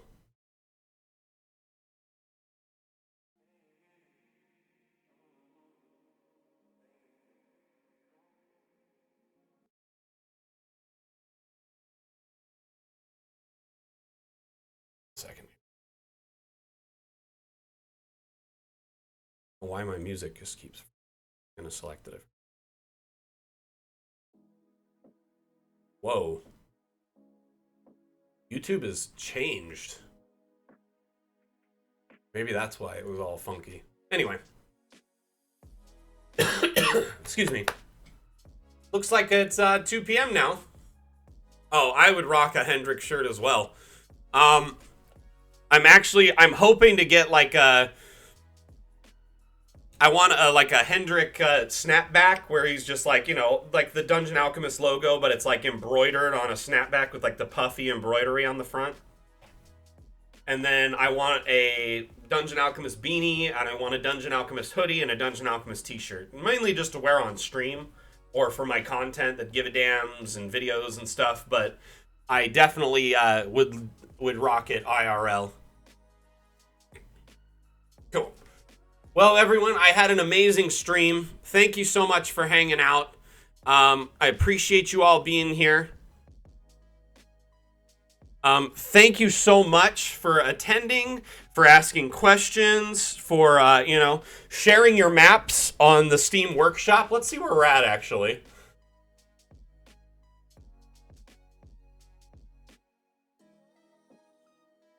I'm gonna see if it's updated.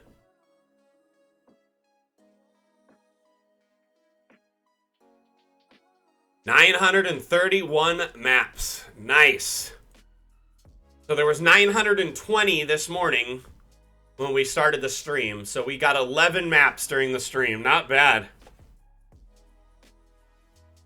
Hey, no, thank you for contributing, man. Your maps are always stunning.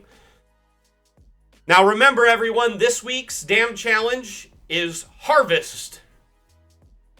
Using that word as inspiration, make a map, and in our official Discord, I will post a thread in the community creation channel labeled Dam Challenge Harvest, and I will also post daily reminders in the community channel linking to it, and the update, the recap of the stream that I post every week will have a link to it as well, so we can find it. The threads get buried, and we're going to make it easier to find this week. So please, please, please, please, please, if you see the thread, you know, subscribe to it right away, follow it so you don't lose it when I post it in there. And then secondly, make sure that, you know, if you check in the community creation channel and you see it, to get into it so you can kind of not lose it. It is a good map, man. That's why I was wondering why you hadn't uploaded it yet. But thank you so much for everyone being here. And if you have any spare maps that you're sitting on that you haven't uploaded, if you made them months ago, upload it, please. Please consider doing it, because I would love to see Dungeon Alchemist have 1,000 maps on Steam Workshop by the end of the month. So let's see if we can make that happen, okay? Anyways, thank you so much for being here. Again, I am Mac, the community manager for Dungeon Alchemist. Dungeon Alchemist is an AI-powered map-making utility you see in front of you.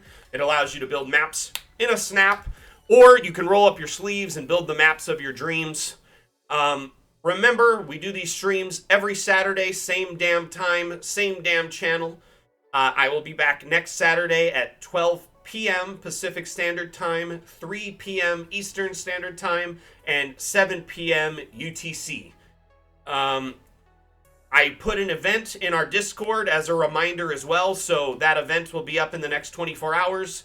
You can then subscribe to that event, and then when we go live, you'll get a reminder in your Discord as a notification so you don't forget.